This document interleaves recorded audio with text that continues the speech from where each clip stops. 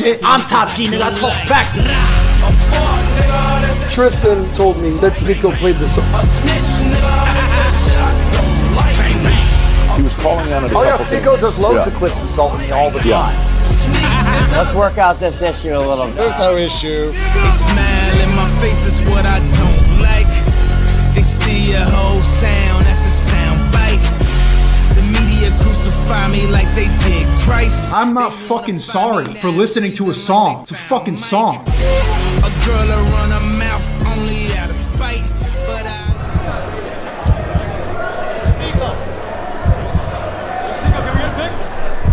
It's good. Where's that ovation? It's gonna be too much if we're over there. Just for security's sake, it's not gonna work.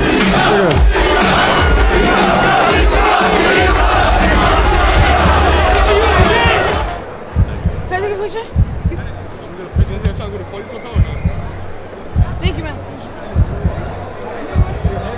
Tomorrow night I smash your boys. Islam! Islam! Islam! Islam! Islam! Islam!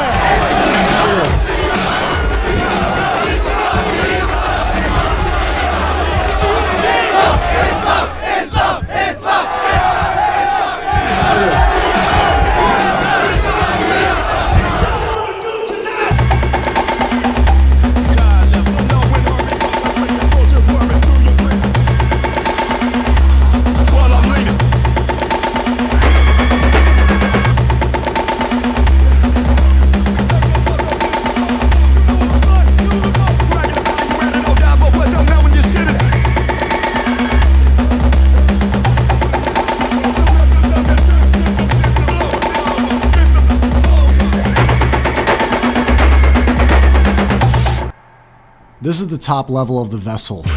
It was finally reopened after they shut it down for being the jumping point of too many suicides. Its winding 8 levels, now wrapped in net, serve as a tourist attraction. Okay, on 3, free Peterbot. 1, 2, 3. Free Peterbot! SNEAKO! Yo, SNEAKO! SNEAKO! Yo! SNEAKO!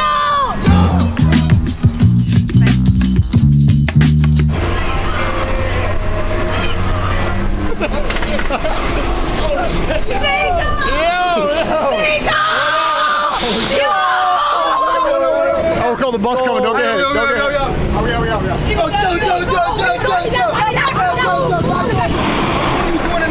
What are you doing over here? I live here. Say, Yo, SNEAKO! Hey, say what up to the vlog.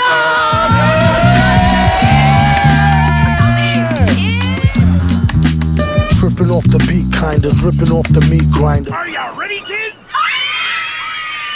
I can't hear you. Oh! Who lives in an island called Lil St. James? Shout out my side bitch, her name is just Lane. Celebrities come to my island on planes. I bet they'd kill me if I said their name. Ready? Jeffrey Epstein, Jeffrey Epstein, Jeffrey Epstein, Jeffrey Epstein. You eat pork? Sure. You do eat pork? Of course. I can smell it on your breath. You just ate a Garcia sausage. Pork's Garcia sausage.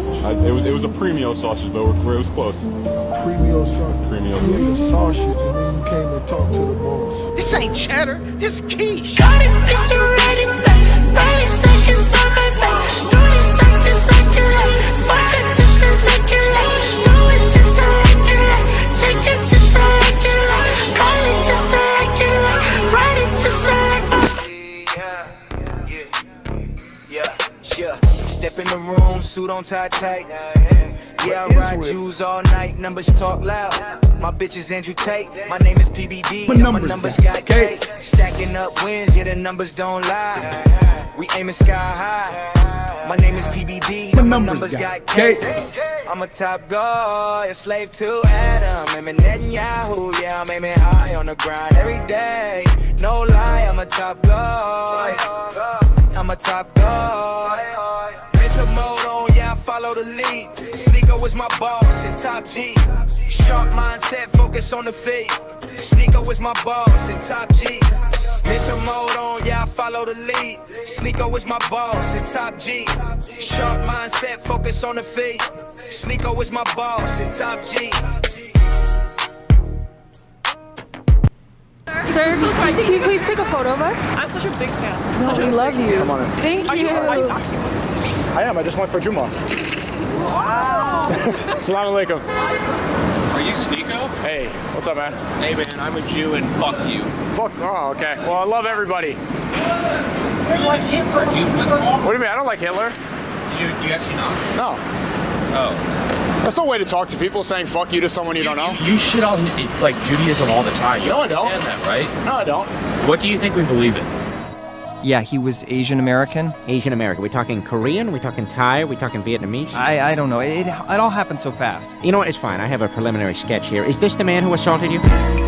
David, I'm a Jew and fuck you.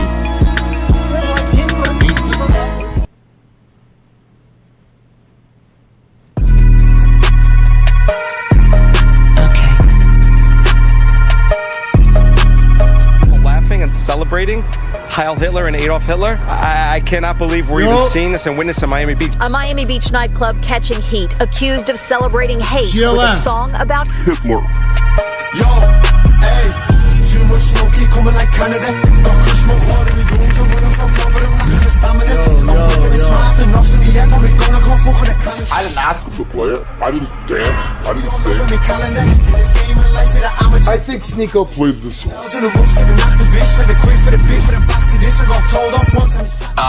You're virtually banned from every single hospitality group in the United States.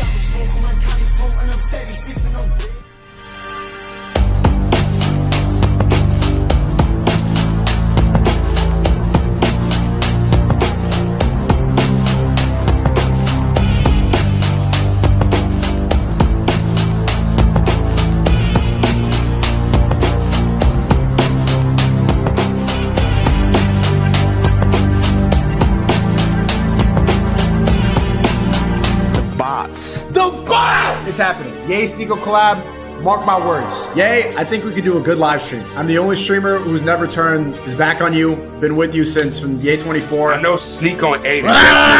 Y'all out here for sure. The dude is undeniably a genius.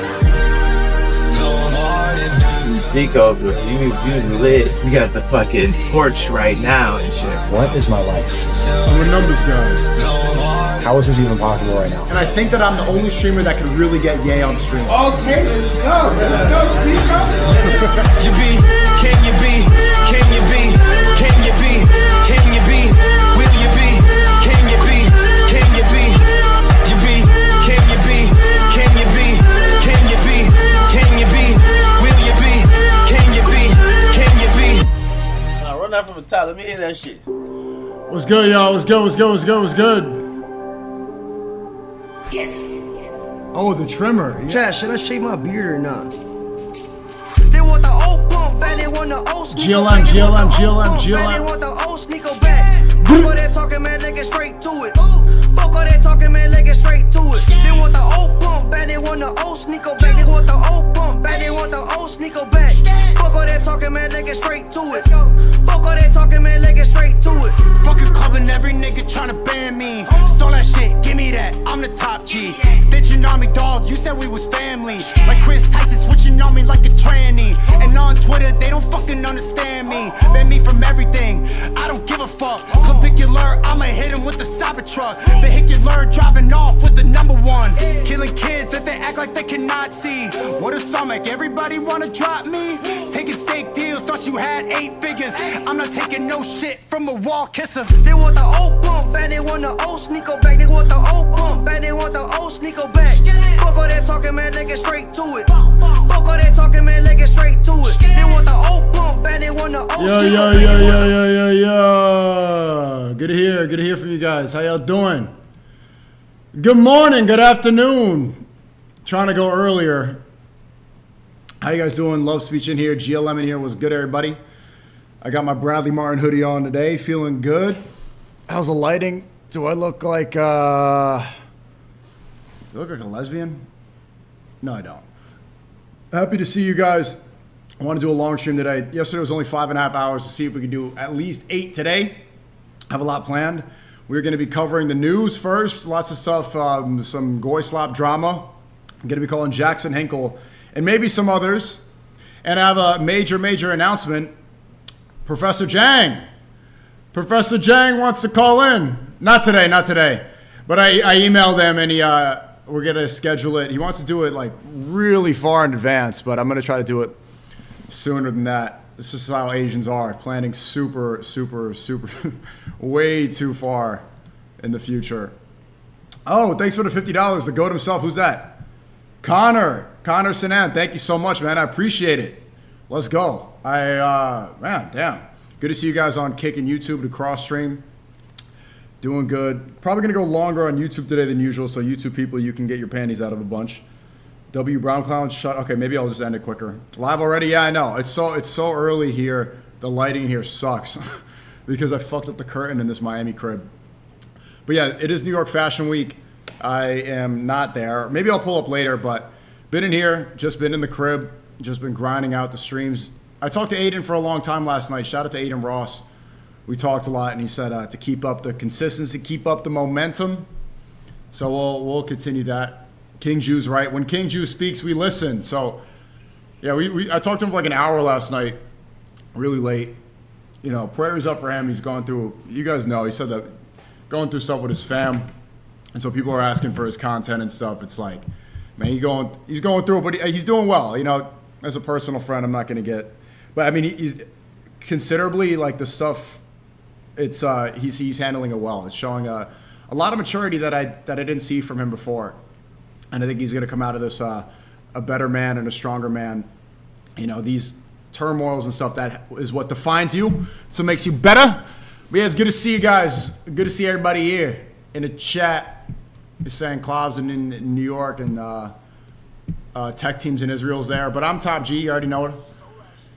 Top G's in Miami. Top G's in Miami. You heard me? You heard me? So let's just get into the stuff from today. Lots of stuff to cover. A little bit late, I was downloading some games, and I just ordered I got a controller on the way, so maybe later on today we'll be playing some games.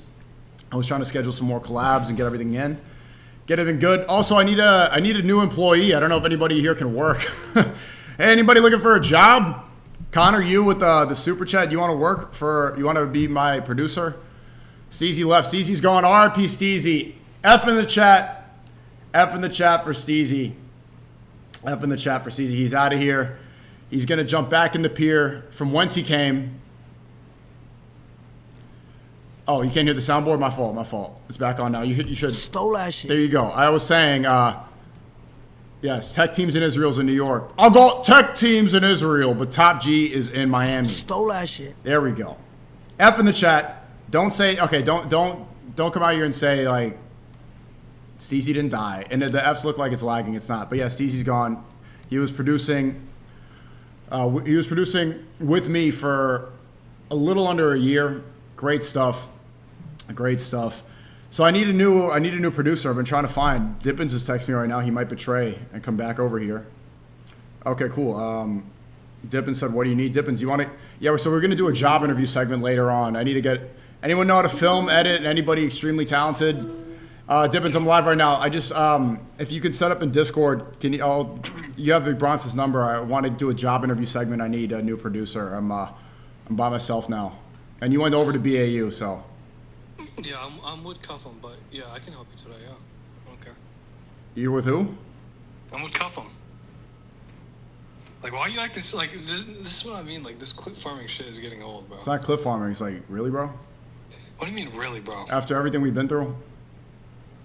Motherfucker, you hired Steezy. What? He left, bro. He's gone.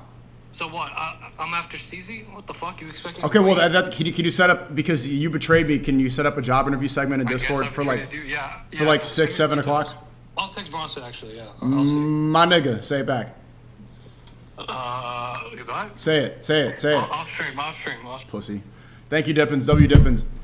Hey, Sneako, been watching you for a minute. What are your thoughts on the incident in BC? Yeah, we're going to get into that. Couple things, couple points to remember. One, pre-clip farm, but it is what it is. One, transgenderism is a mental illness, ironically, because I'm on YouTube. I don't know if I could say that. But how many people are going to start blicking up schools. How many of these people do that over and over again? Stole that shit. How many times are they going to continue to try to indoctrinate children? Because once again, trans people cannot reproduce by definition. A lot of them cut their dicks off, but also because they're gay and stuff, they literally can't have children. And so their way of reproducing is through indoctrination and through other methods like molestation, which is not all of them. Obviously, trans people are, you know, I don't know. Yeah, but they keep going into schools and stuff. And I've been saying this for years. It's overwhelmingly a mental illness, and everybody has to pretend like that's normal. Everybody who doesn't speak up about that, they're actively normalizing it. And so these people, everyone, they know, most of these people, they know that they're living in a pretend world, and everybody has to abide by it. And they go crazy, and then they get demonically possessed, and they take HRT. It's a legitimate mental illness. So, and also the other word that we need to define, because right now they're yelling, Pam Bondi is in the Senate committee. You see how she yelled anti-Semitism? When people wanted her to release the Epstein files, she started saying, you're an anti-Semite. Let's break down what anti-Semitism really means. What does that mean? Anti-Semitism is the idea that you're an anti-Semite. The Semites are the people that are native to the region of Palestine. Those are Semitic people. But 80% of Jewish people are actually Ashkenazi. You know that? I'm 12% Ashkenazi myself. And these are what they call crypto Jews, you know, undercover. So 80% of Jews today actually come from the tribe of the Khazarians, the Khazars, right? These are a Turkic people from the region of Ukraine, and they are the ones that look like Rabbi Shmuley, you know, with the big nose and the merchant. That's the one, not being that's the idea that people have of Jewish people is not actually Semitic people, and that's why DNA tests are banned in Israel, because they don't want you to know that. So anti-Semitism, that is also a Zionist term. It's a made-up term meant to promote the state of Israel. You know that, right? Because if you say anti-Semitism all the time, then you now believe that Jewish people are Semitic, and overwhelmingly they're not. Netanyahu's not. These people aren't Semitic. A lot of them are Polish, Ukrainian. They converted to Judaism because the Khazars, once they lost power, there was a lot of empire changes. They decided they wanted to join a religion that was the most supreme. And of the three Abrahamic faiths, Islam, Christianity, and Judaism, Judaism came first, so they thought that that was superior. So they all became Jews, and they used it for their own geopolitical gain, for their own empire. That's why you have majority of Israelis today. Majority of Israelis are not even Jewish, like ethnically. They're not even, well, not even Semitic. They use Judaism for their own gain. And so the real Jews, there are obviously a lot of, you know, there's plenty of good ones out there. King Jew, Aiden, but even then, he's probably not Ashkenazi. I think he is Ashkenazi himself. So these are not. So the word anti-Semitism is a psyop. When you hear that being thrown around, they're going to label the reason they say anti-Semitic and not anti-Jewish is because they want that land. They want that region because it was promised to them 3,000 years ago. Oy vey. Sensational. It was promised to us. That's the narrative, but it's really, bro, these people are from Ukraine. These are Khazarian people.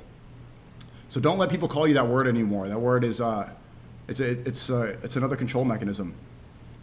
Anti-Semite, anti-Semite. Next time you get called that, and now it's almost like a badge of honor to be called an anti-Semite. How many times have the anti-Semitic people ended up being right about conspiracy theories? Next time you get called an anti-Semite, remember that definition, what that is. Are you Semitic? What are the Semitic people? Turns out that actually most of the people that are in Palestine, they are the actual Semites. Free Palestine. Those are the real Semitic people, native to the land. So that word is a complete lie, just like so much of the other lies being spread around. And I want to go correct a lot of this stuff today. Happy to see people in here. Okay, let's go quickly through this, through some of this drama. And I don't want the headphones on for a bit. It's like I've been streaming so much, it's like starting to get uncomfortable. Where are the speakers? Please be the right speakers.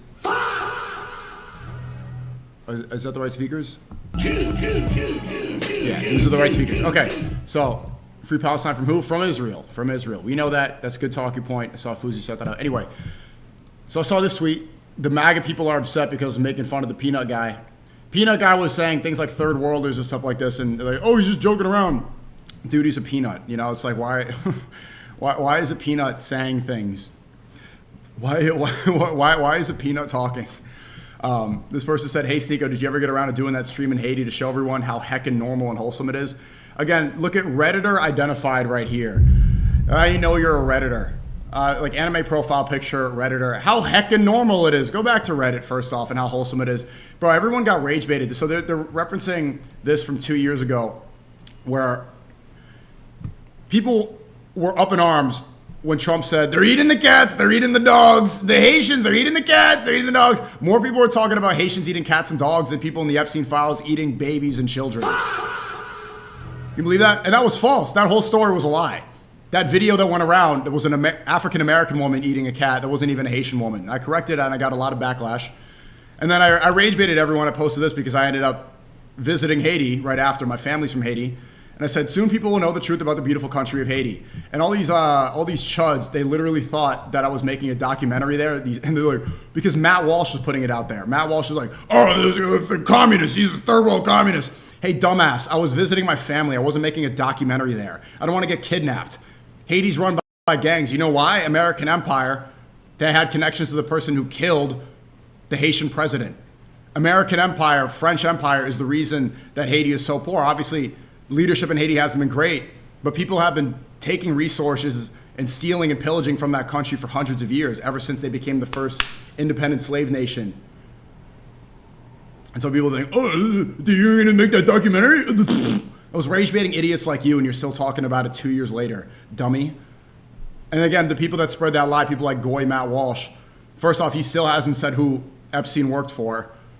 His boss, Ben Shapiro, is saying that Steve Bannon is behind the Epstein files instead of talking about Ehud Barak, about Netanyahu having meetings, about Epstein representing the Rothschilds. He's blaming the only goy that he could find on the list like that. You find it funny? Yesterday, Ben Shapiro made that video. After saying there were no Epstein files and it was a conspiracy theory, now it's like, it's Steve Bannon. You know why he picked on Steve Bannon? Because it's a white Christian guy. Because it's the one white guy, the one goy in the files that he could pinpoint and blame for everything like that. And that's Matt Walsh's boss, and that's the one who's calling me a Haitian communist. So, retard, maybe look up a little bit and also look into Haiti. You don't know anything, and you're taking your news from a peanut. I don't even need to speak to you people. Moving on. Is shit hitting the fan? What is he saying? What's his name again? This is the Florida governor. He was, hey, stop. Get out of here. DeSantis, yeah, DeSantis. Get out of here. Get out of here. Get out of here. Get out of here. So you used to have the closed circuit, so you would go. Yeah, look, they're never going to get the American support again. They're never going to ever be able to regain public trust after this. Absolute disaster. People are calling it out. The awakening is getting, like, even boomers are asking about this stuff. People are like, what's goy mean? Does that mean slave? Like, it's there, and the cover-up is so obvious. Pam Bondi lying under oath, allegedly, in my opinion. It's not looking good. Not looking good, to say the least. So they might as well just release everything. Just get it over with. Peel the Band-Aid off. Let it collapse. And I want to add the YouTube chat on here. Steezy's gone, so I can't even get the chat correct anymore. I'm doing everything myself. I really need, bro, who wants to work? Does anybody know how to produce? Is anybody talented in the chat? I'm really, like, I'm not even, like, ironically doing this. I actually need a new producer. And can you be more talented than Steezy? We need to go. We need somebody who's really smart. Me, give me work. What, like, are you, so, okay. Then join the Discord right now. I'll be doing that segment later today. Be taking job interviews. I want to see your work ethic. And it's, I mean, it is a lot of work. It is a lot of work. You know, it's a full-time position. You got to put up with me. I have a short attention span. I am extremely erratic. I work last second. I'm frustrating to be around. You have to be extremely patient. And yeah, it's not for the faint of heart. Angola. Yeah, I wouldn't want to work with me. I wouldn't. Like, I would. Well, I have worked with people like me. I have. Okay, I can't. The YouTube chat looks disgusting on here. I guess we're just gonna have the kick chat for now. What the fuck are they talking about? People are spamming the Jew emoji in the YouTube chat. What is this? Ha ha ha, I'm Andrew Tateberg. I love Israel. My brother has an Israeli girlfriend. We're out to get you. Better have the curtains down. We sniping goys. Jew. What the fuck? Are you going insane? The goyim have lost their minds. Don't hire a Jew. Why not? Jews work hard. Jews work hard. Hold on. They ate me from the AC. Yeah, people are, we'll be taking applications, see if people are, you'll work for half. No, I pay well. I pay a lot. But it's a lot. It's a lot. 100%. Okay, moving on from this.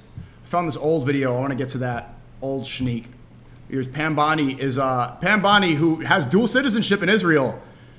Now she's running for Florida Attorney General. Let's see. I think she should be deported. Okay, people are spamming the hard R in the chat right now. Okay, dude. Are there any mods right now? Like, we really need to hire a lot more people. Put him on timeout. Don't say mod him. You could take 30 minutes off. Think about what you've done. Why am I modding my own chat? I wouldn't want to work with me, Goyko. You don't, dude, what the fuck? People are losing their minds here. But you know what? I thought it was good. Okay, fucking hell. How much? Don't worry about it. You get paid well. Florida ranks 3rd nationally in calls for help for human trafficking, where young women and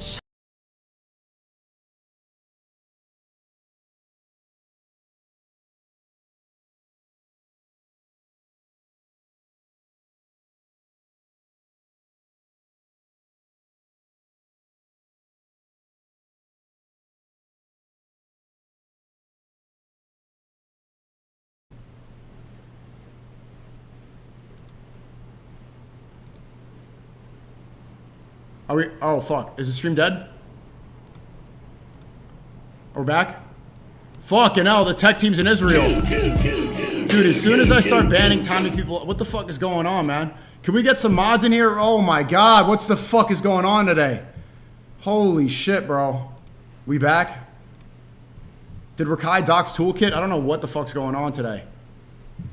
Okay, I was saying that Pam Bondi could start at OnlyFans if she doesn't win Attorney General. raped and abused. I knew we needed all hands on deck. Stop calling me Goyko. Businesses and hospitals to spot it, our great law enforcement to stop it, and tougher penalties to punish it. We're taking on Medicaid fraud, pill mills, gangs, and more. And I'll fight to put human trafficking monsters where they... No, you won't. Like, why is this what she's running on? About human trafficking after everybody thinks that you lied under oath to protect pedophiles on an island. They belong behind bars. Pam Bondi, our Attorney General. Pam Bondi, get deported to Israel. Get the fuck out of this country. Why people in America should not be able to hold public office while having dual citizenship. That shouldn't even be... That's anti-Semitic. Why is that allowed? Why do we have American politicians with Israeli passports? Get the fuck out of my country. What's RFK saying? They say that the Jews killed his family and now he's simping for them. I don't think that. I think that he's a really healthy guy. He's on TRT. I like his voice. Wait, how do you do his voice again? Let me see. You know, I mean, for real cake, I was doing cocaine on the toilet. I was doing sniffing coke with Hunter Biden. You know, I mean, for me, I said this when we came in. I said, I don't care what happens. I'm going to a meeting every day. Yeah. Can you even hear him or no? I was going to a meeting. 9/11 was a... I'm not scared of a germ. You know, I used to snort cocaine off the toilet seats. Okay, he said, I used to snort cocaine off the toilet seats. Okay, I'll turn on the headphones. Fine. RFK used to snort cocaine off the toilet seats. This is our government. Our government is filled with people that are owned by Israelis and RFK sniffing cocaine off a toilet seat. I don't go lie, bro. He sounds like somebody who used to be fun to party with. And now he's going on this health grift.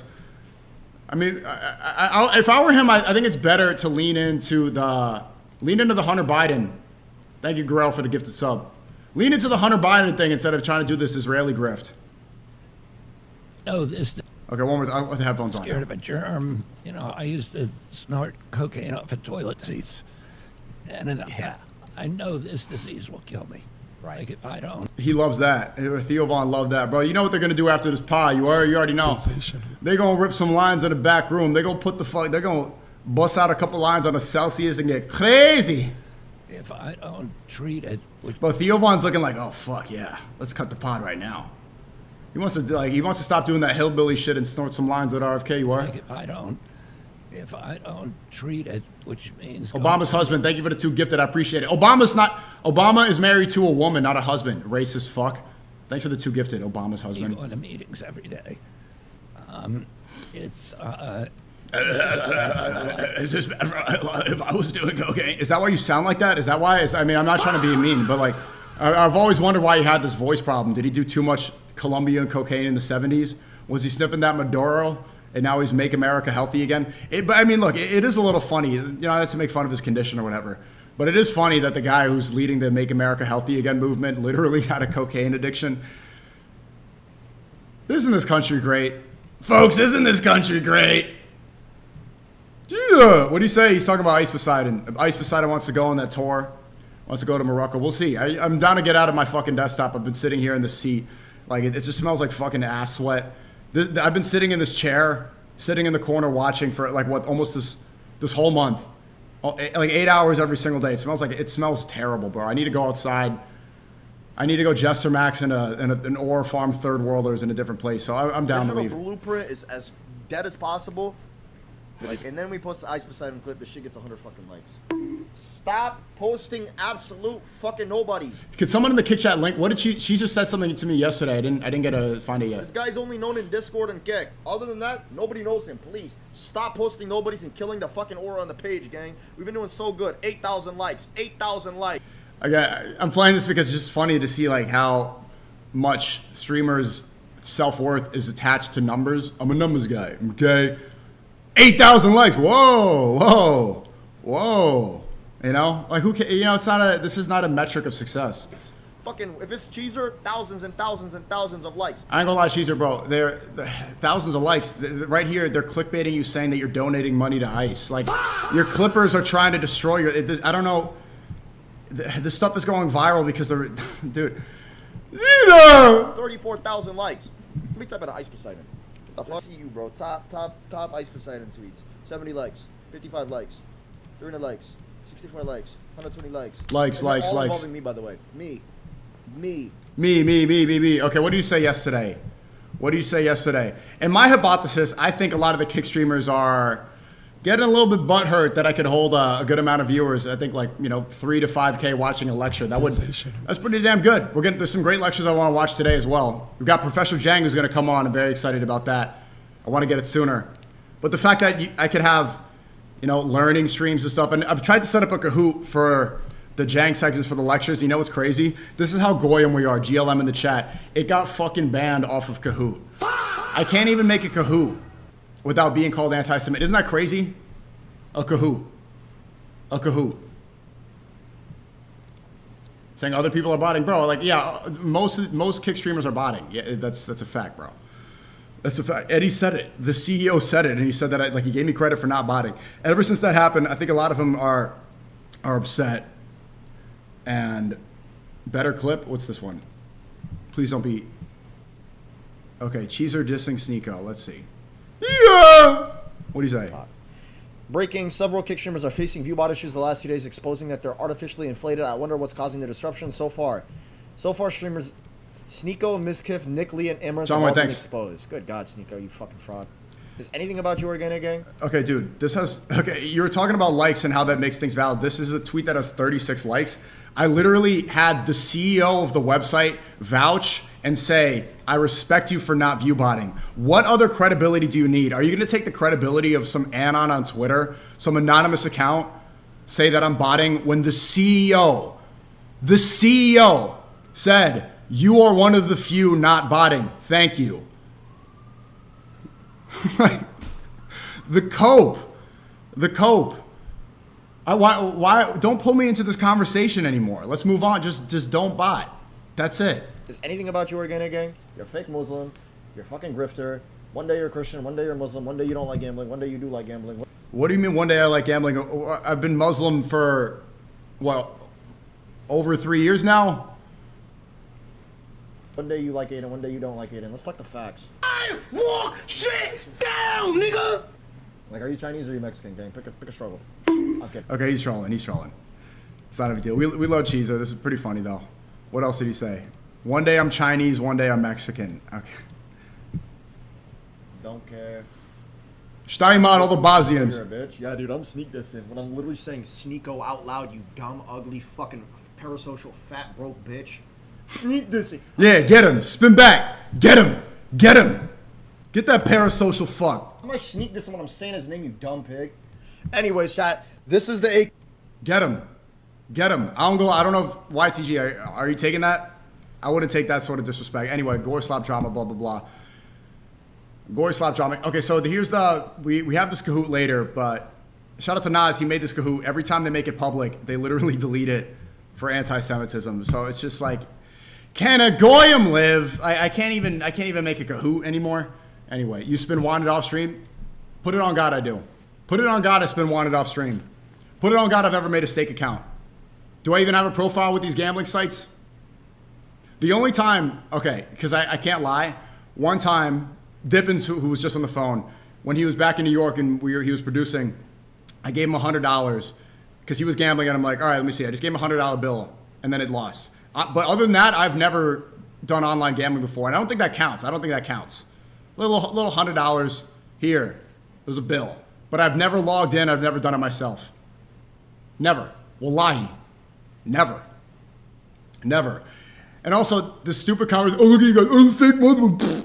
The difference between promoting something, making money off of it, and making it your entire platform, and then sinning privately, the fact that people don't know how to differentiate the two just shows how stupid the discourse is. It's just how, it was one time, I think SNEAKO, he went to the club one time. Okay. Like, there's a difference between profiting off of something and, like, yeah, I'm a sinner. I'm not perfect. Like, I've never claimed to be, and this is like, keep getting pulled into these combos. Anyway, here's Trump glazing Netanyahu, who's giving him the Gluck Gluck 9000 double twist, slurp, slurp. Let's see what he said. He's been a very good wartime prime minister. He's been very strong. We've worked with him. He's been a very good wartime prime minister. I'm trying to work on my Trump stance to see how good it is.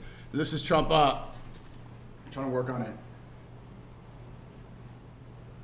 He's been the best wartime president of all time. I'm Jewish, it's true. Trump's the best, it's a terrific guy, best guy. He was on the island, he had beautiful girls, some of them very young. Okay, they look beautiful. They're very beautiful people.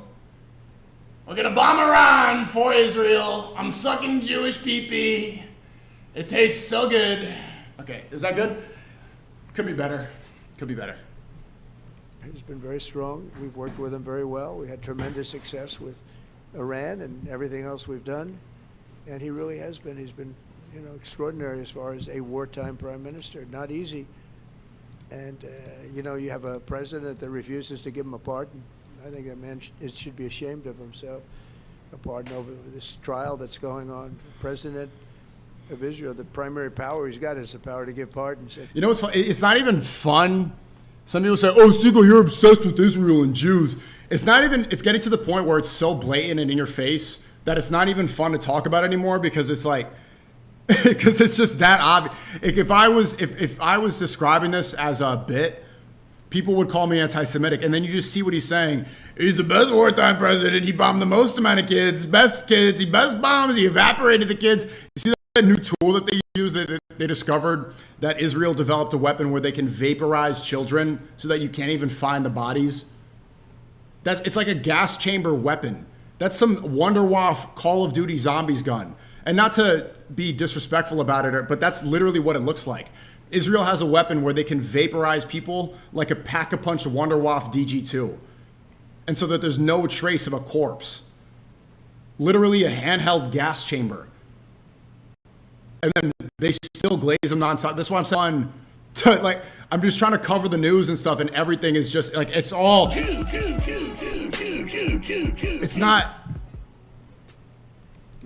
He's not, he said he's given it 5 different times, but he doesn't want to do it because I guess he... Mike, what's wrong with the mic? Can you guys hear? Loses his power. I think the people of Israel should really shame him. He's just... I see you, Bazi, into the chat. Graceful for not giving it. He should give it. But Bibi's been a great... Did Aiden Ross give him this tie? Do you notice this? Look at that. He got the lean tie on. Why didn't he got a purple tie on? It looks like the Tris. I hate that I know this lingo because I watch Kick. He pulling up a foe. He got the wok. He got the Tris. Like, I don't know. Why should I? Wartime prime minister, and I've been the best friend to Israel I think that they've ever had. I've been the best friend of Israel that they've ever had. It's like it's so blatant. I've never seen this level of cuckoldry this is, it's better than that album that never got released. A lot of people say beyond precedents that they've ever had. And Tobias, man, I tell you, he's been a very good wartime prime minister. Hold on, I gotta get my food real quick. You think you can defeat me? This is not me. I'm much stronger than you. You don't understand that. With the power of friendship, anything is possible. You come at me right now, and I'll. This isn't even my final form. Stop laughing at that. Stop laughing at that. You think? Bing bong wing chong. 33K. Okay, moving on. Okay, so here we go with the transgenderism. I know this is transgenderism is mostly goy slop, right? It's a populist issue that's used to keep people and make people think they're base. Daily Wire goys like Matt Walsh and Michael Knowles, they'll talk about transgenderism nonstop because it makes them seem cool. Like, oh yeah, they're so base. They said L transgender people, but look, this is proof here. Again, grown man walking around. Can I even say a grown woman? I'm on YouTube. Grown thing walking around with the stuffed animal. And look, we should just get to the point where if people are mentally ill, not saying all transgender people are, but we should just stop giving them, why? Don't give a mentally ill person, if they're demonically possessed, they think they're in a different body, giving them hormones and giving them therapy and allowing their mental illness to be normalized and tell everybody that you need to accept it. What do you think the repercussions of that are going to be? Let's see this.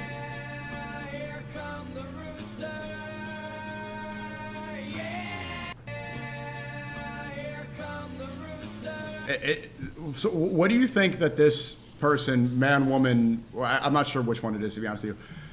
What do you think is going to be the repercussions? What do you think this ends up doing?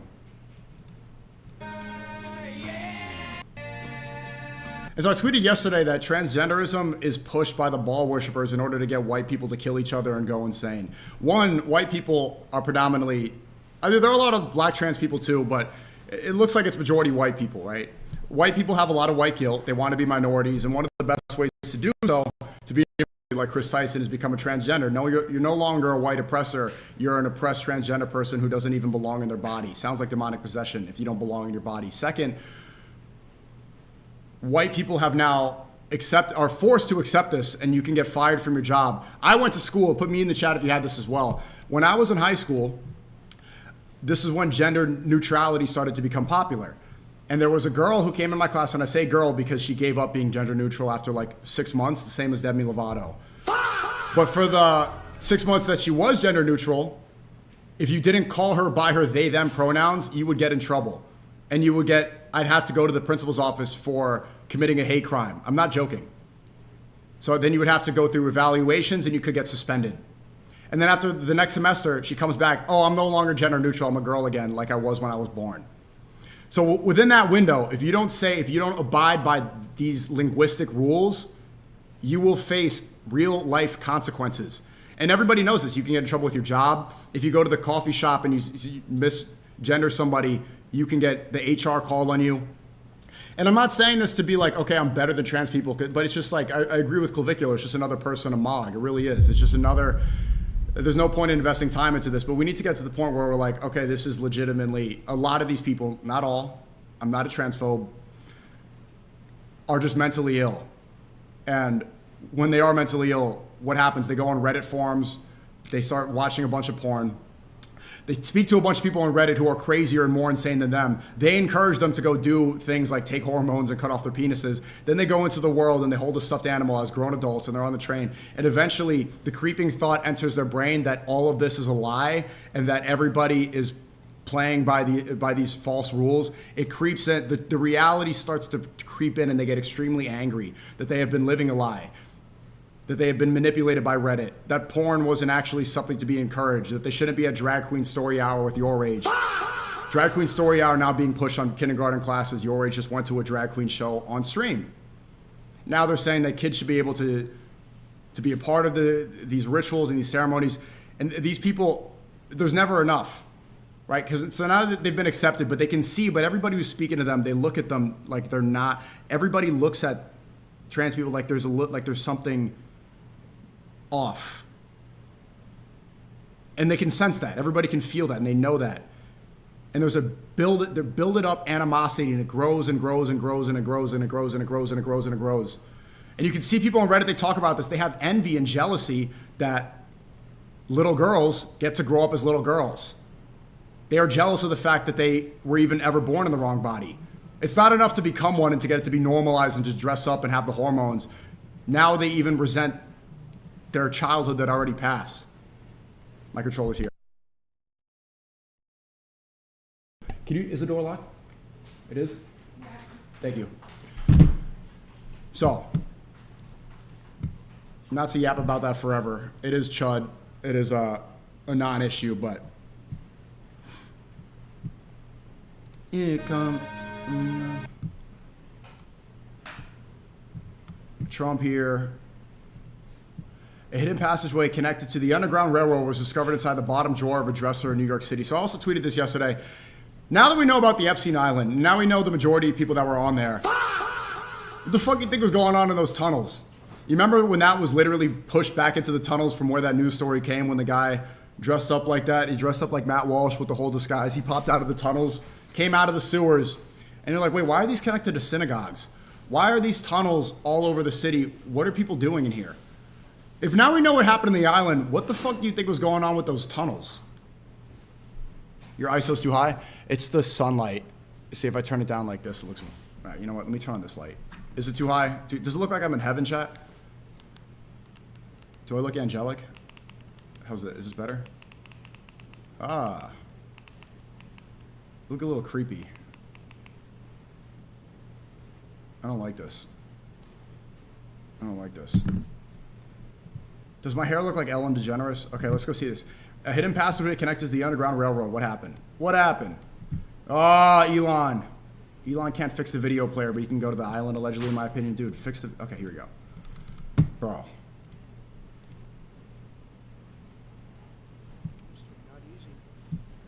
Oh my God. I think I have too many tabs open.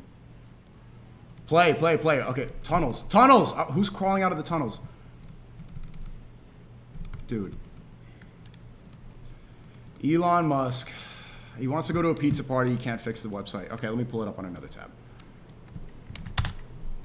Please work, inshallah. Please. There we go. All right. Apparently, this lady has a drawer that connects to underground tunnels in New York. Is this New York? Yep. Oh, wow. And underneath these drawers is the path to freedom. Once removed, there's a hatch.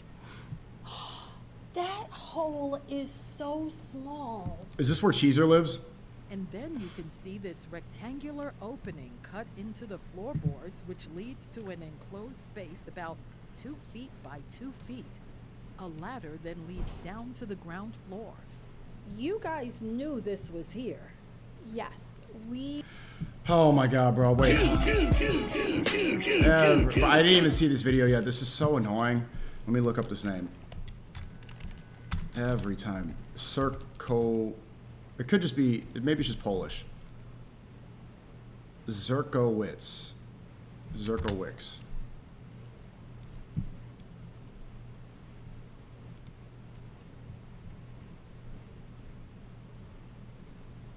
Yeah, we knew it, but we didn't really understand what we were looking at. Now they know.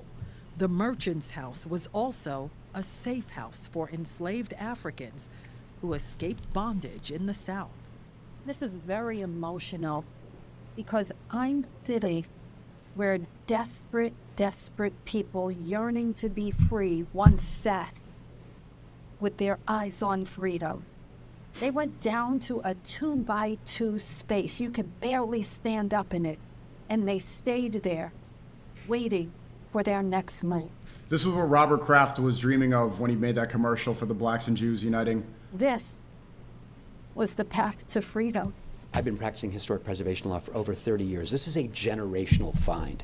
This is the most significant find in historic preservation in my career, and it's incredibly important that we preserve this. Architects and preservationists recently went down inside this hidden vertical passageway to examine it for themselves.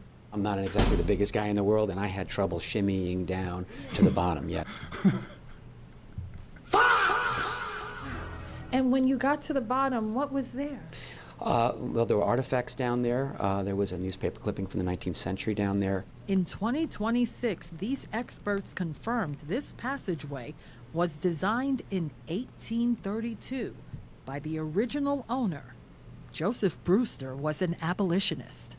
Abolitionism was incredibly rare among white New Yorkers, especially wealthy white New Yorkers. He was the builder of the house. He was able to make these choices and design them. Brewster sold the building to the Treadwell family in 1835. It's unclear if the Treadwells used or even knew the passageway was there.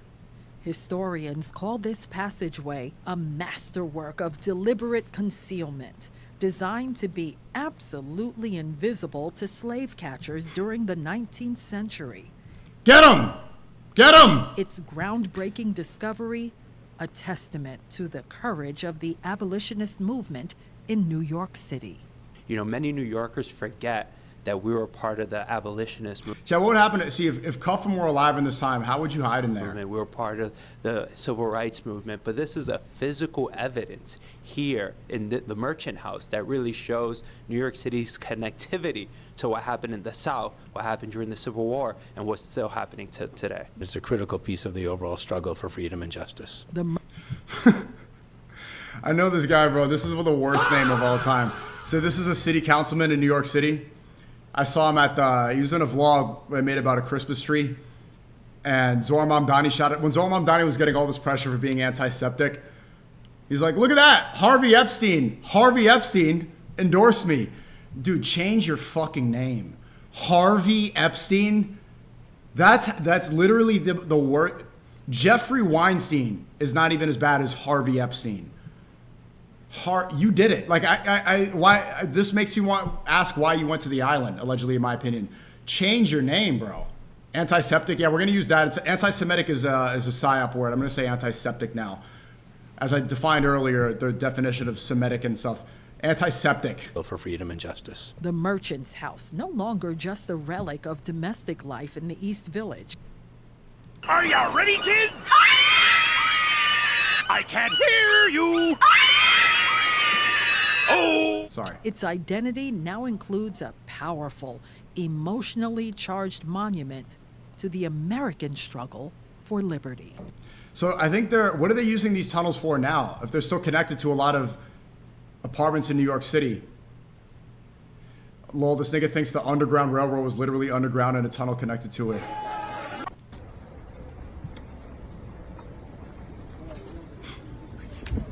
But this just shows that, like, the PR team must be so good, because this went everywhere and then nothing came about.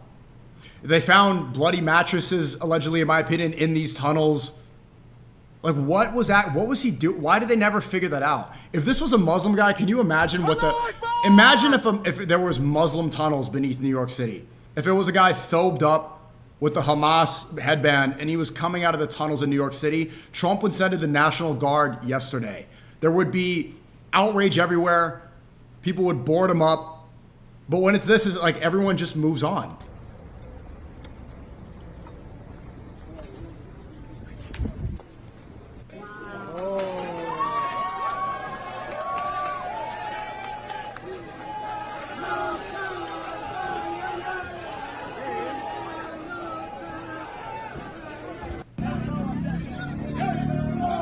That's Crown Heights, Brooklyn, I think.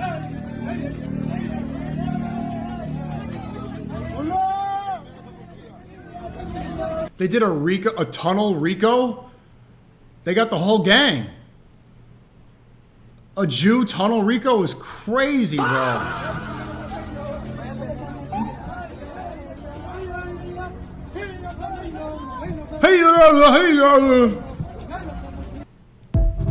Anyway, someone said tech the Twitch unban. Let's see. Fingers crossed. Actually, don't cross fingers. That doesn't do anything. It's probably some black magic. But what is, you guys have any good hopes? Come on!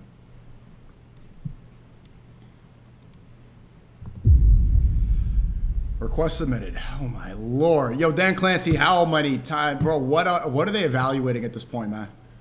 What could you possibly still be evaluating? Someone, Piers mail? Let's see. No, I saw this earlier.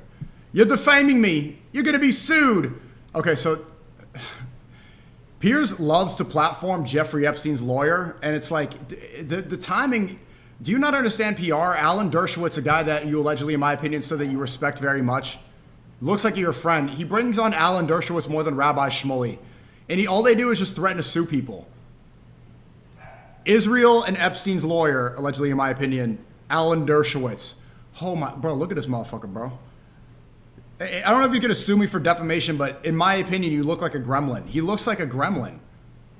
He looks like he spent his whole life in a tunnel. Old girl, a thief in the Daily Mail. You got Epstein 13 months in county jail with work release for abusing 34 victims where he should have got life in prison. That's not a plea bargain. That's a spa package. And every single time, your defense is the I same. challenge She's you lying, to defend. she wants money. I challenge you to defend don't your believe what you statement read. that You he got represented 18 Stop months. interrupting me, Mr. Dershowitz. You're You just represented lying. a serious. Said, look at his teeth, bro. His teeth looks like, you know the coin clippers, about how they shave down coins so that they can go sell it for copper? That's what his teeth look like. Like he took all the shaved off coins and glued them to his gums. Presented a serial You're just child lying. predator and got him the deal of the century.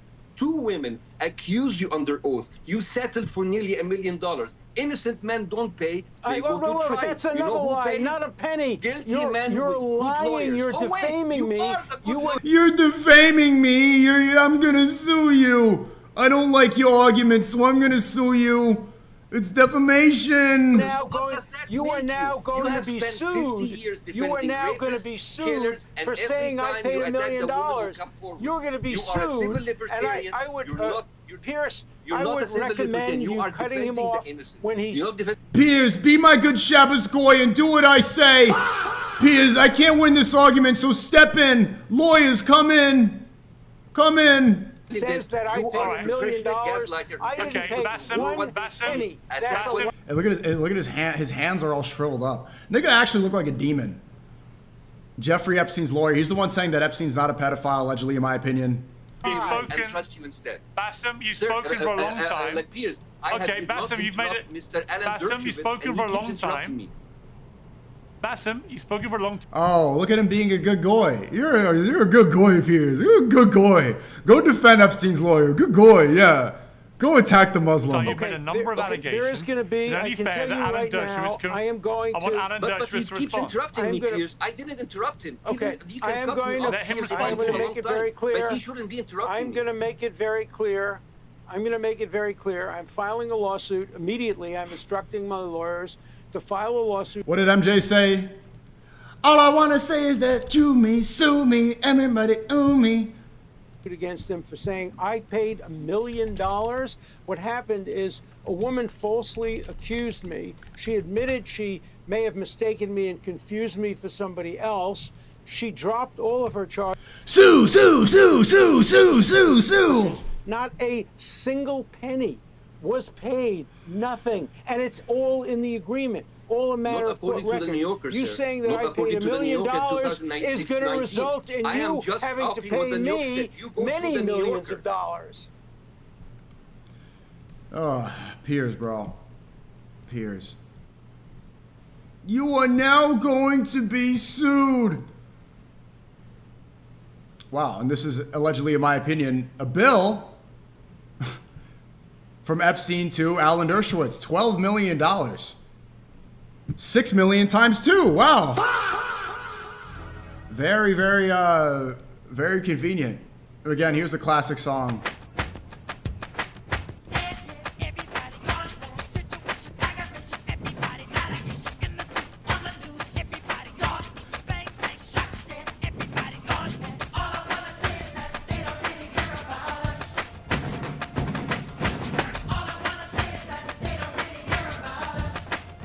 The lyric's coming, it's coming. Wait. Kick me.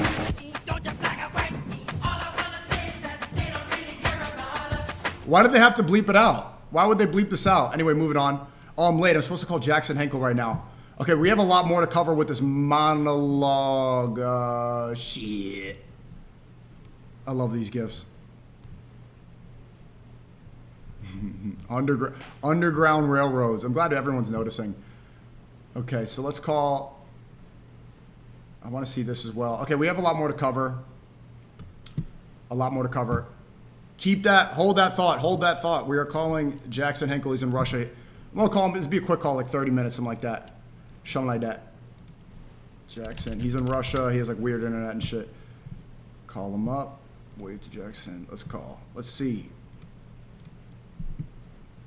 See, go to go. Thank you. What's up, chat? Stop noticing. Hey, a lot of energy in the chat today. You guys are. It's cool to see the energy in the chat.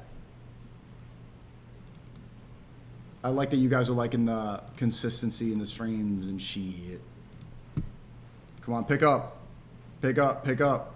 He said 5 p.m. Eastern. I don't know. Maybe he got his clock wrong or something like that. Chad, is he getting paid? Is he a KGB spy? Pick up.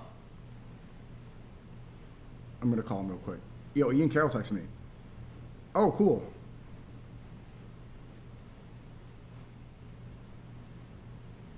Ian Carroll, oh, we're going to get back up.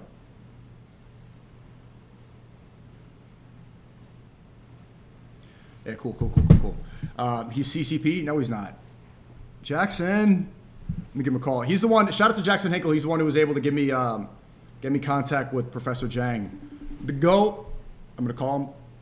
If he doesn't pick up, I'll go back to my, let's go back to the monologue. All right, let's do this later. He's not picking up.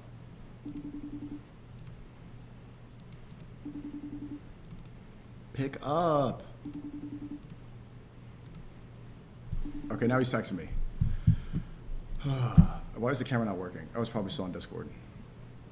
He said, oh, okay, I think he's just starting his stream. L Jackson. I think he's farming it too, so he's probably going live. All right, there you go. All right, I'll just let him text me when he's ready. Let's go back. I'm not trying to ADHD chat. I know that you guys have a low attention span. You guys have a really low attention span compared to other streamers. You really do. I wish I could just sit there and like drone on and on and on like, you know, the streamers are really boring. Anyway, Nick is looking forward to the fall from Epstein files. Let's see, what did Nick say? So I'm telling you, this Epstein thing, this is the albatross. This is the rotting. And shout out yesterday, Nick was in the chat for like an hour. Maybe I was just maxing a little too much, but it was fun when he was in here. That was fun. You know, it's always good to see him pop in the chat. But what am I, chopped liver? I gave a $67 super chat. Where's my gifted? It's fine. Infected wound in the center of the Trump movement. It is going to kill. And he was like mad in the chat saying he spent $1,300 on a suit. Bro, that suit had so much aura. Brett Cooper talked about the aura. Slowly, and I cannot wait. Okay, let's see. Cannot wait. I hope the Epstein scandal costs them the midterms. I hope it allows Democrats to impeach and indict and subpoena every member of this Trump government. And I hope that this goes on until 2028. And I hope that this piece of shit Trump administration brings down J.D. Vance with it. I fantasize about the Trump administration being a burning building and not beating the allegations. J.D. Vance is chained to the mattress and he's going to burn with it. I cannot fucking wait because it couldn't happen to a more deserving person and group of people than these. That's my hope. That is my aspiration. And out of the ashes of this disaster, we can actually get something real. We can actually get something new, something different. We could get somebody, maybe it's a dark horse, maybe it's somebody nobody's talking about yet, but we could get a different kind of candidate. Who do you want to vote for in 2028? The polls are really close right now. Gavin Newsom or J.D. Vance? Who you got, Chad? Left or right? Left or right? Who are you voting for? Left or right? J.D. Vance or Gavin Newsom? Left or right? Tell me, chat. YouTube and Kick. I know YouTube chat, I'm not giving you enough attention. Who? White family. White guy. Fuck Russia. Kanye. It's yay. Left or right? Let's get a kid's test right now. This is the election. Your vote counts right now. Cast your vote. Cast your votes, cast your votes, cast your votes. Left or right? Someone said white power. Yeah, I don't think I've seen anybody say right. I don't think I've seen one person say right. Why? Why not? It's actually going to do the job. That's my aspiration. That's my hope here. And mark my words, that is what's going to happen. Democrats are going to ride this one. They are going to bring the House of Cards down, and they're going to bring it down on fat-ass J.D. Vance. You played yourself, Tucker. Hey, he's not fat. He's wide-framed. Okay, J.D. Vance. His face frame mogs Gavin Newsom's cheekbones. Tucker played himself on this one. Tucker and Vance. All Tucker going to Cutter. Tucker going to Cutter. Look at this effigy. I saw these videos. I really love, bro. This is happening in Iran right now. You're doing God's work, brother. Hey, thank you. I am so proud of you. Also, how can I get you fire beats? Post them in the Discord. I appreciate it. Parswaps, thank you for 30. Allahu Akbar! Whoa. This is a sick edit.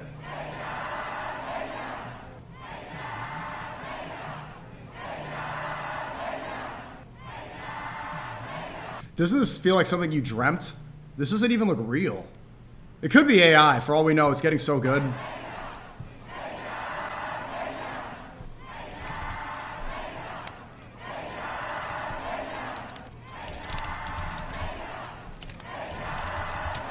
Oh my God. Let it burn! Burn it to the ground. And there's some clickbait going around. They're saying Netanyahu's saying that the ball burning was an act of war by Iran. That's not true. Not verified, people going around saying that. But this does piss them off, and that's why a lot of the Iranians are based. They know. They really know what's going on. A lot of these people don't worship God. The thing is, I want to reiterate this. I was talking about this with Aiden last night. I actually do think Judaism is a good religion. I know people are going to call me anti-Septic and all this stuff. Anti-Semitism, that's a lie. We explained that earlier. But I think core Judaism in the Torah was actually sent by God. But the idea of the chosen people, that's where everything went wrong. When people saw, when the Jews saw that they were chosen, they misrepresented that and they misunderstood that, thinking that chosen meant supreme and the best. What it really was is that they were the chosen race, and the chosen race to spread the message of God, to tell people what was going on. Jesus was sent as the Messiah, and what it said is that they saw Jesus and he was covered in he had, poor clothes. He was wearing like a cheap thobe and he had sandals on, and they were like, why is he not covered in gold? I thought the Messiah would be driving a Bugatti and a Pagani. Why doesn't the Messiah have tech teams in Israel? And Jesus is like, okay, just because I look like I don't have a lot of wealth does not mean I'm not the true Messiah. And they, a lot of them started to reject and hate him because they thought that he should be of wealth. But if you actually look at real Judaism, what it's supposed to be, I think it was just a misinterpretation.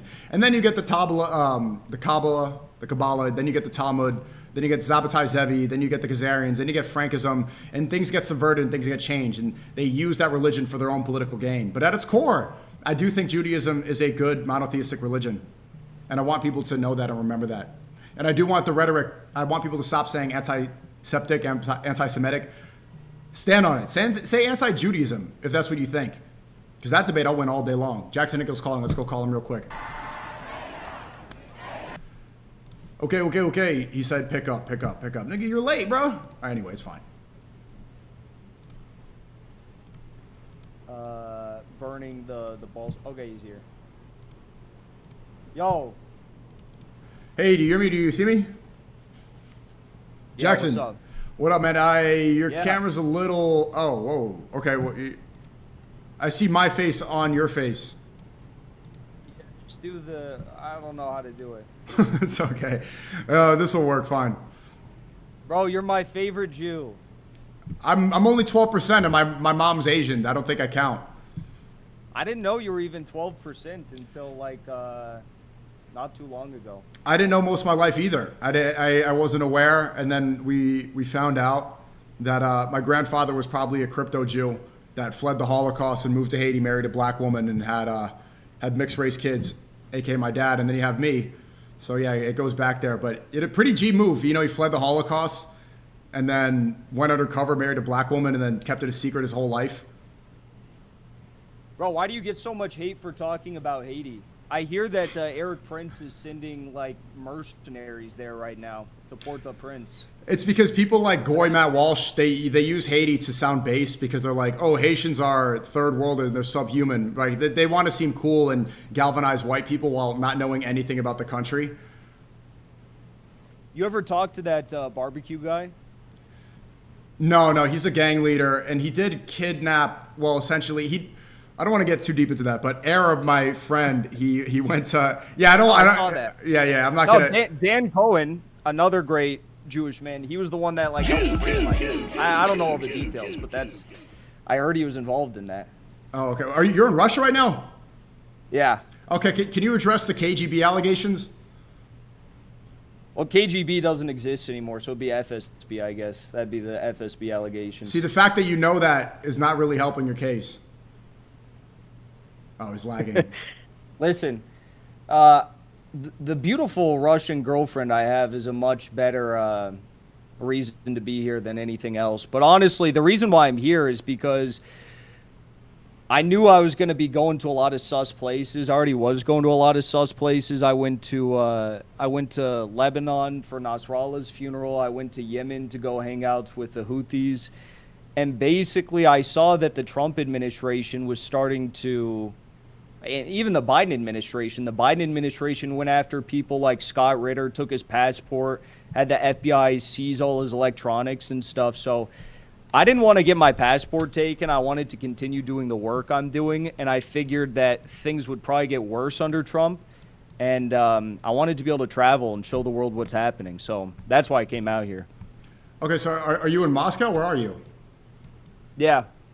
Okay, how is it?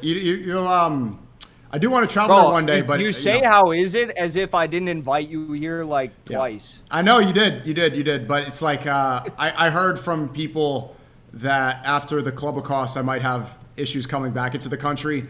And especially with the target on my back right now, me flying to Russia right now with the KGB agent, I don't know if that's going to be really great. Don't be a pussy. Come on. Come to Russia. You don't have to even go to the front line. You don't have to go to the war or anything. You can just come hang out in Moscow. So Speed even said he's going to come out this year. Well, you can grift Speed. Well, why do I need to go? I'll just react to it. We'll make it all of us. It'll be fun. I don't think he likes me.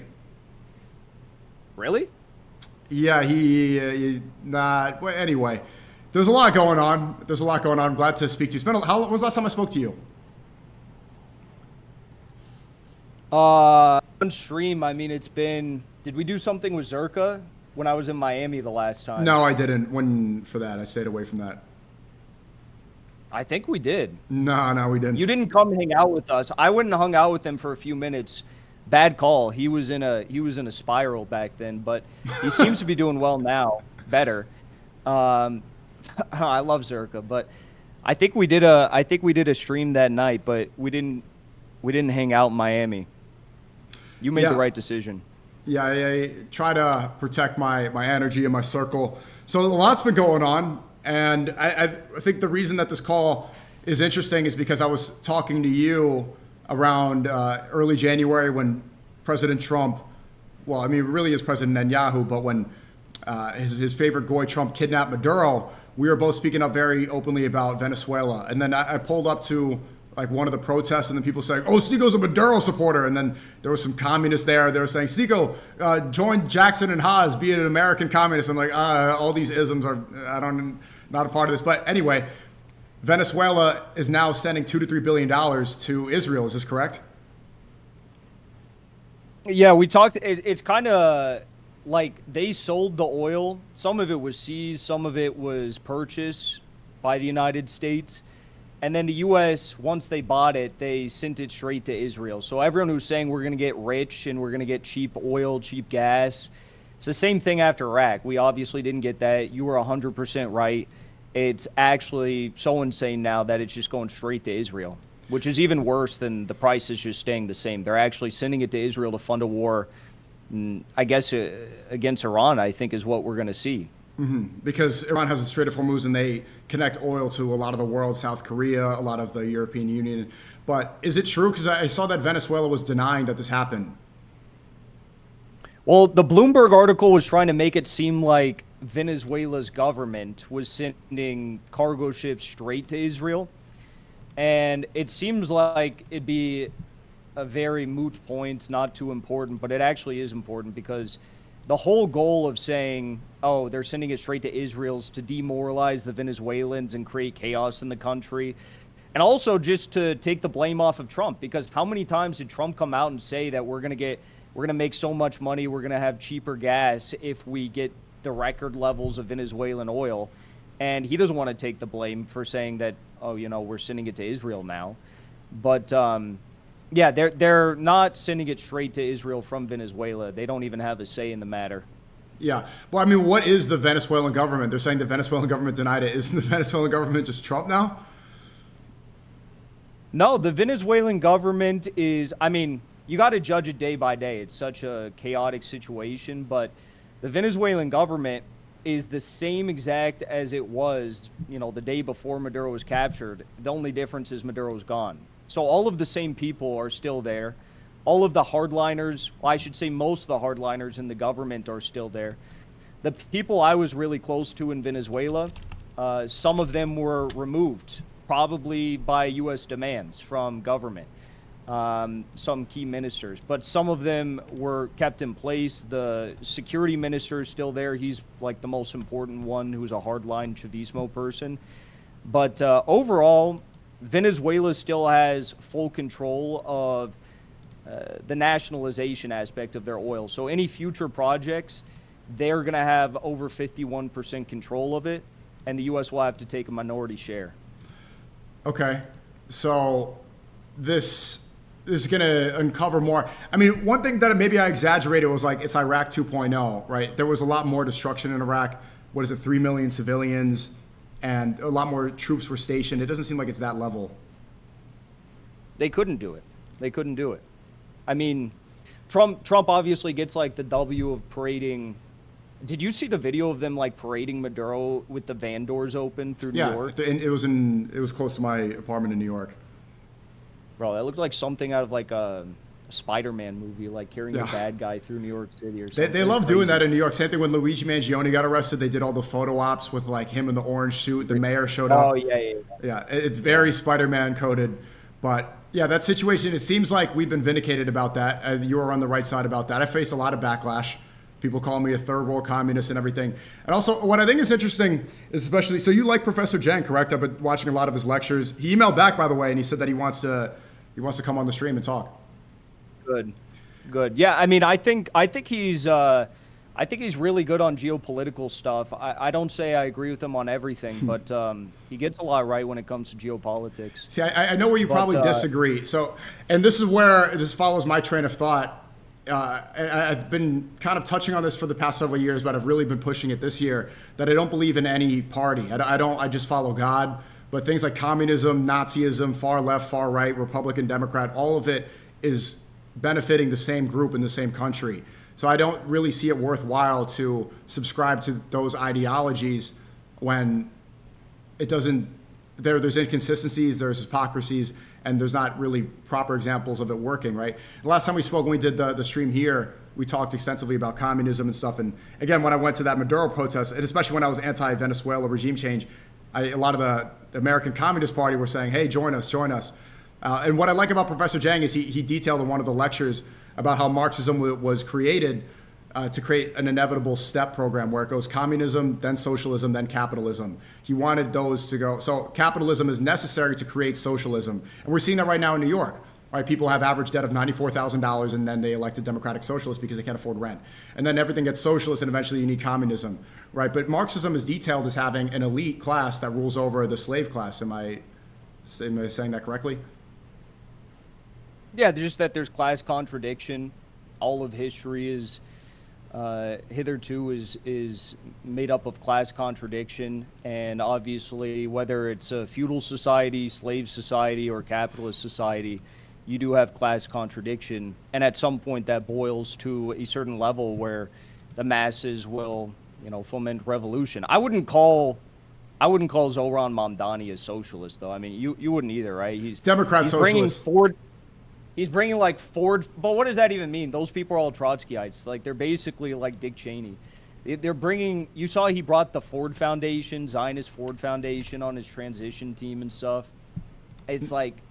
No, what is that? Can you explain? You know, the Ford Foundation or the transition team. No.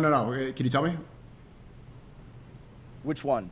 About the Ford. What did Mamdani do with Ford? There's this woman that works on, I think she works on the board of the Ford Foundation, and also I can look up the exact tweet. It wasn't just that. He had a selection of people that he brought onto his transition team, which are all like corporate elite inside of New York City, Manhattan in particular.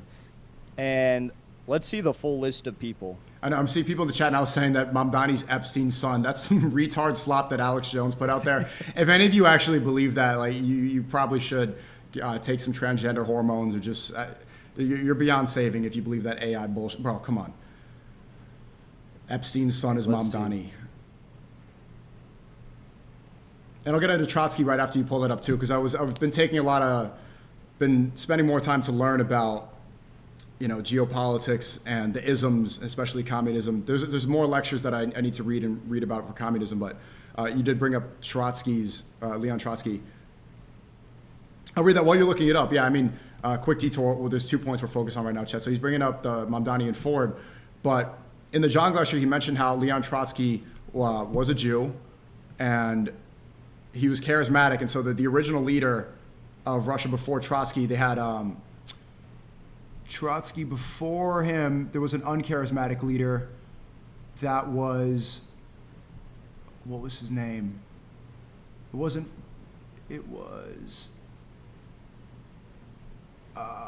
shit. It wasn't Benjamin Disraeli. Oh, it was, they thought, yeah, Lenin. Lenin was not charismatic, and so they needed a charismatic guy. And so then they brought in Trotsky, Jew. He was very charismatic, and he was focused and fanatical. Or no, yeah, Lenin was not charismatic, but he was focused and fanatical. So he was like he outlined it, but Leon Trotsky was the charismatic Jew. And he had an apartment in New York City, even though he led the Bolshevik Revolution with Lenin. And he had an apartment in New York funded by wealthy Jewish bankers. And so even though the wealthy Jewish bankers were supporting somebody that went against the capitalism, communism ideology, they supported him because he was, you know, so he was supportive of transnational capital, aka Wall Street, you know, the central bank system. So they still benefited. Mm-hmm. So anyways, the Ford Foundation thing, so he appointed, first of all female transition team. Cringe. He appointed Ford Foundation woman, Federal Trade Commission, people from the Bloomberg and de Blasio administration, all Zionists. Ford Foundation. Ford Foundation's basically like a liberal deep state civic group that pushes, you know, all of the Zionist cultural issues in America. About equality and whatnot, and like the immigration, what do they call it, the vote harvesting, all that sort of stuff. They push all that stuff, but they're basically like the deep state of liberals and finance capital. So you're saying Mamdani is a plant sellout who's trying to push mass immigration in America, and that is backed up. He recently had a speech where he quoted Prophet Muhammad, peace be upon him, and he said that there was a hadith talking about hijrah.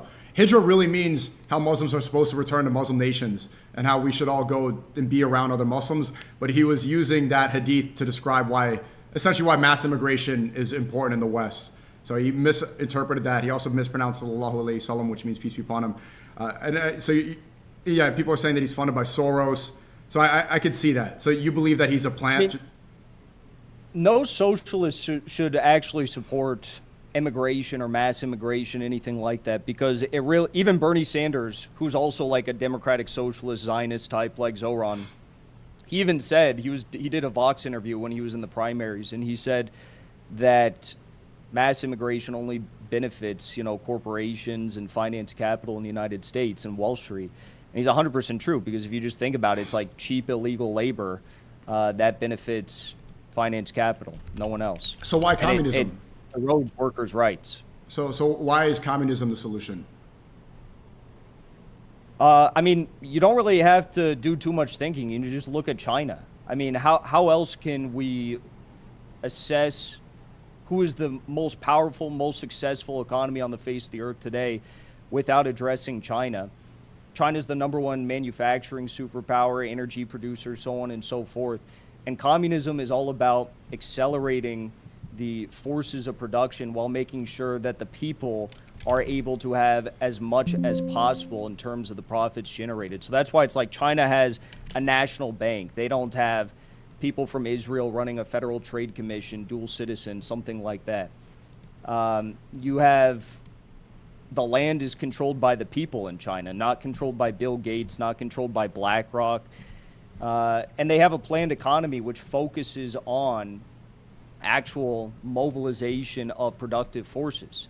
So you look at like major infrastructure, you look at the shipping industry in China, you look at even the semiconductor chip industry, AI, you look at cars, automobiles, anything really.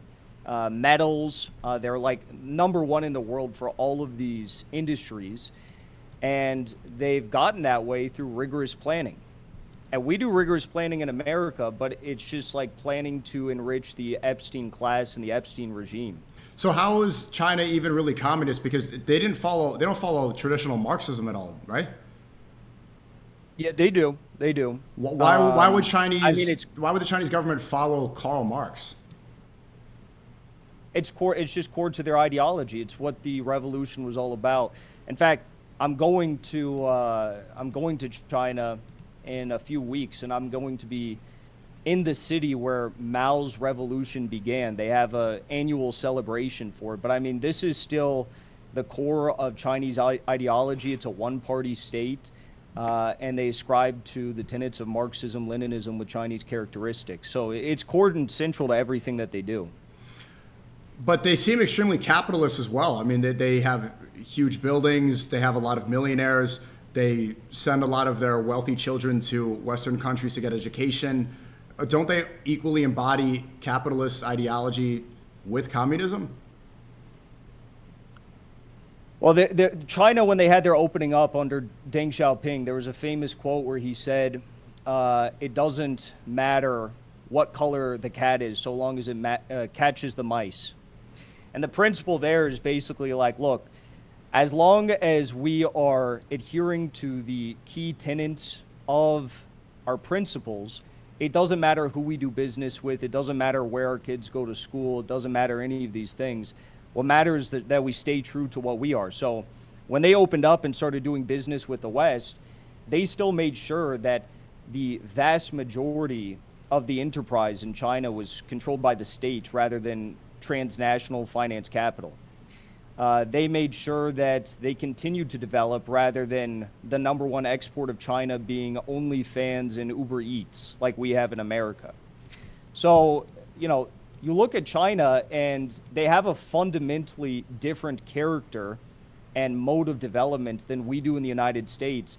Some people look at that and they say it's capitalist. Well, if it's capitalist, why is America not like that? We can call it whatever we want to call it, but can't America be kind of like that, but just with freedom of speech? I mean, the main difference, it doesn't sound like it's really common. It just sounds like China is not controlled by a foreign nation the way America is, right? America, all of our finances, like all of our tax dollars, all this money, it's going to, we're essentially a colony for Israel.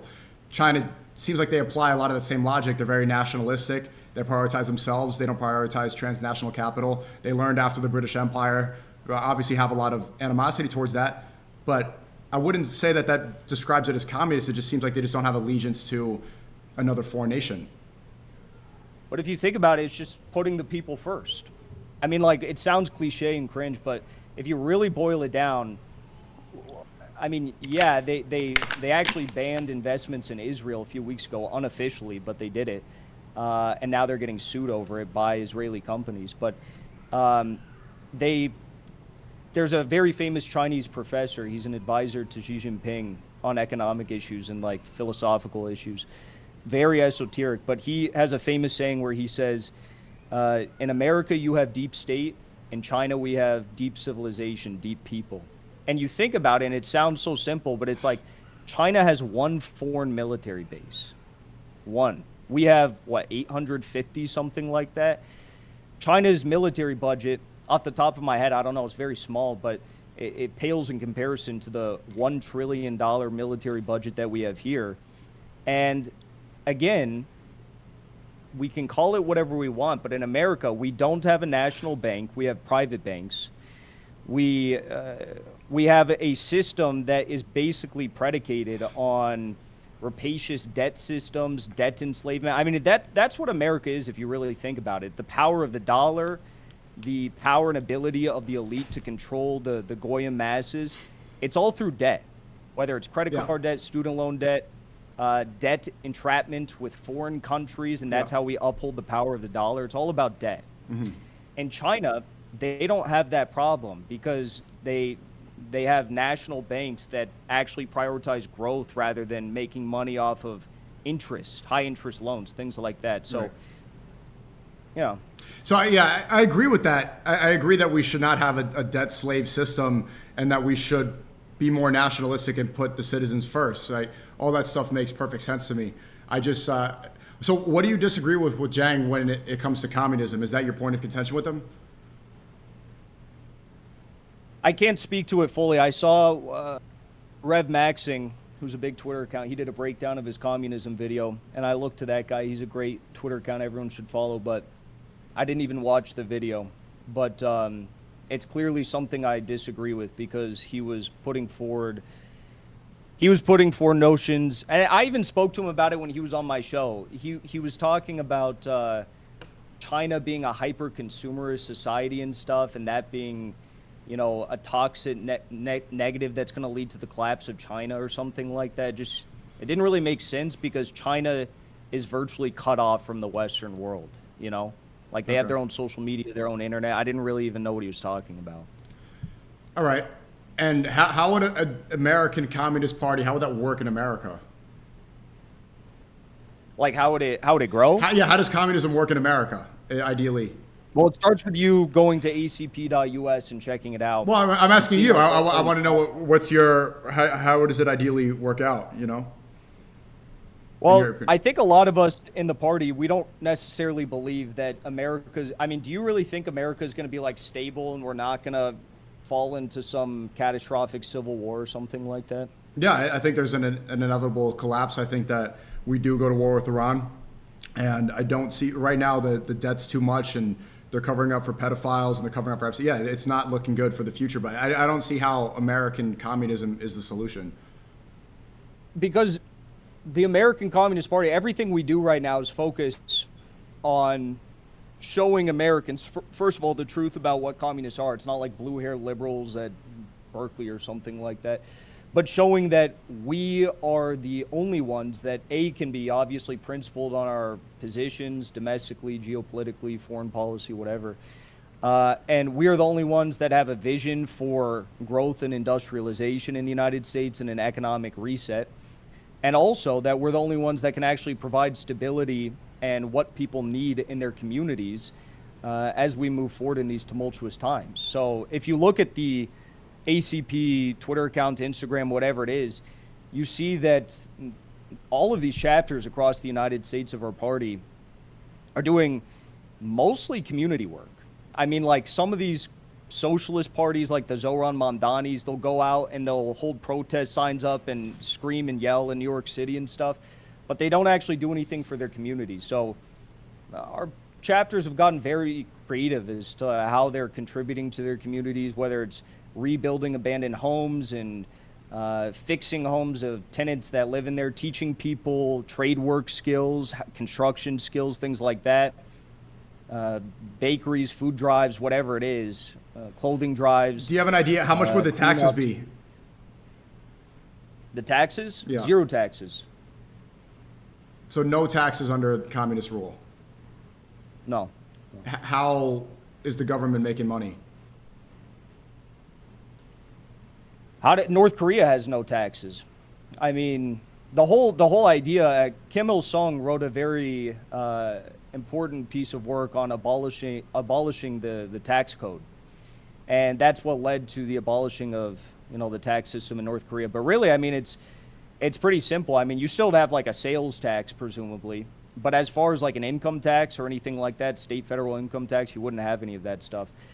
And if you think about it, how does China achieve the level of success and growth and foreign investment that they have? It's because they have state enterprise. So they have various stock markets, right? But as I said, the vast majority of that is controlled by state enterprise, and they generate a lot of revenue through, this enterprise for the state. So you don't need to tax people these exorbitant amounts that we see in California, in New York City. Yeah. If you China does have, they have been genociding the Uyghurs for one, and don't they? They 100% have. The SNEAKO 15% Jews coming out. What the genocide on the Uyghurs that's not real? No, bro. That's like 2021 coded. So that's not happening anymore. Never was. So it's not CIA, Mike Pompeo, John Bolton type shit. The Londonistanis, Mohammed Hijab, they were promoting that shit, but it was all fake. It was like UAE. So why would they be promoting that, to go and dig at China? Yeah, but also they have like geopolitical concerns regarding a broader, greater Turkey, Ottoman Empire, this sort of thing. Okay, what about the slavery that happens, the sweatshops in China? Because you're saying it's an economic superpower, there's no taxes. There's definitely a lot of slave labor going on in China to produce all of the phones that we use. No, Foxconn was the main agitator of that slave labor debate thing. And actually, the reason why I call it a debate is because it was happening in Taiwan. Foxconn was stationed in Taiwan. So it was like the only time that liberals and neoconservatives called Taiwan China, part of China, was when there was all these slave, sweatshops going on in Taiwan. But a lot of that has been moved out. A lot of it's been moved to Indonesia and other Southeast Asian countries and whatnot. So Taiwan doesn't even have much of it anymore. But yeah, Foxconn doesn't operate there. Oh, okay. Yeah, I've spoken to a lot of Uyghurs. I haven't done extensive research on that, but they all seem very adamant that this is happening. And you're saying that it's like a lie, but most of it is the denial of it. Most of the people just deny that Uyghur genocide is going on and that there's persecution of Muslims in China. That's the main narrative. It's not the other way around. If you look at the official,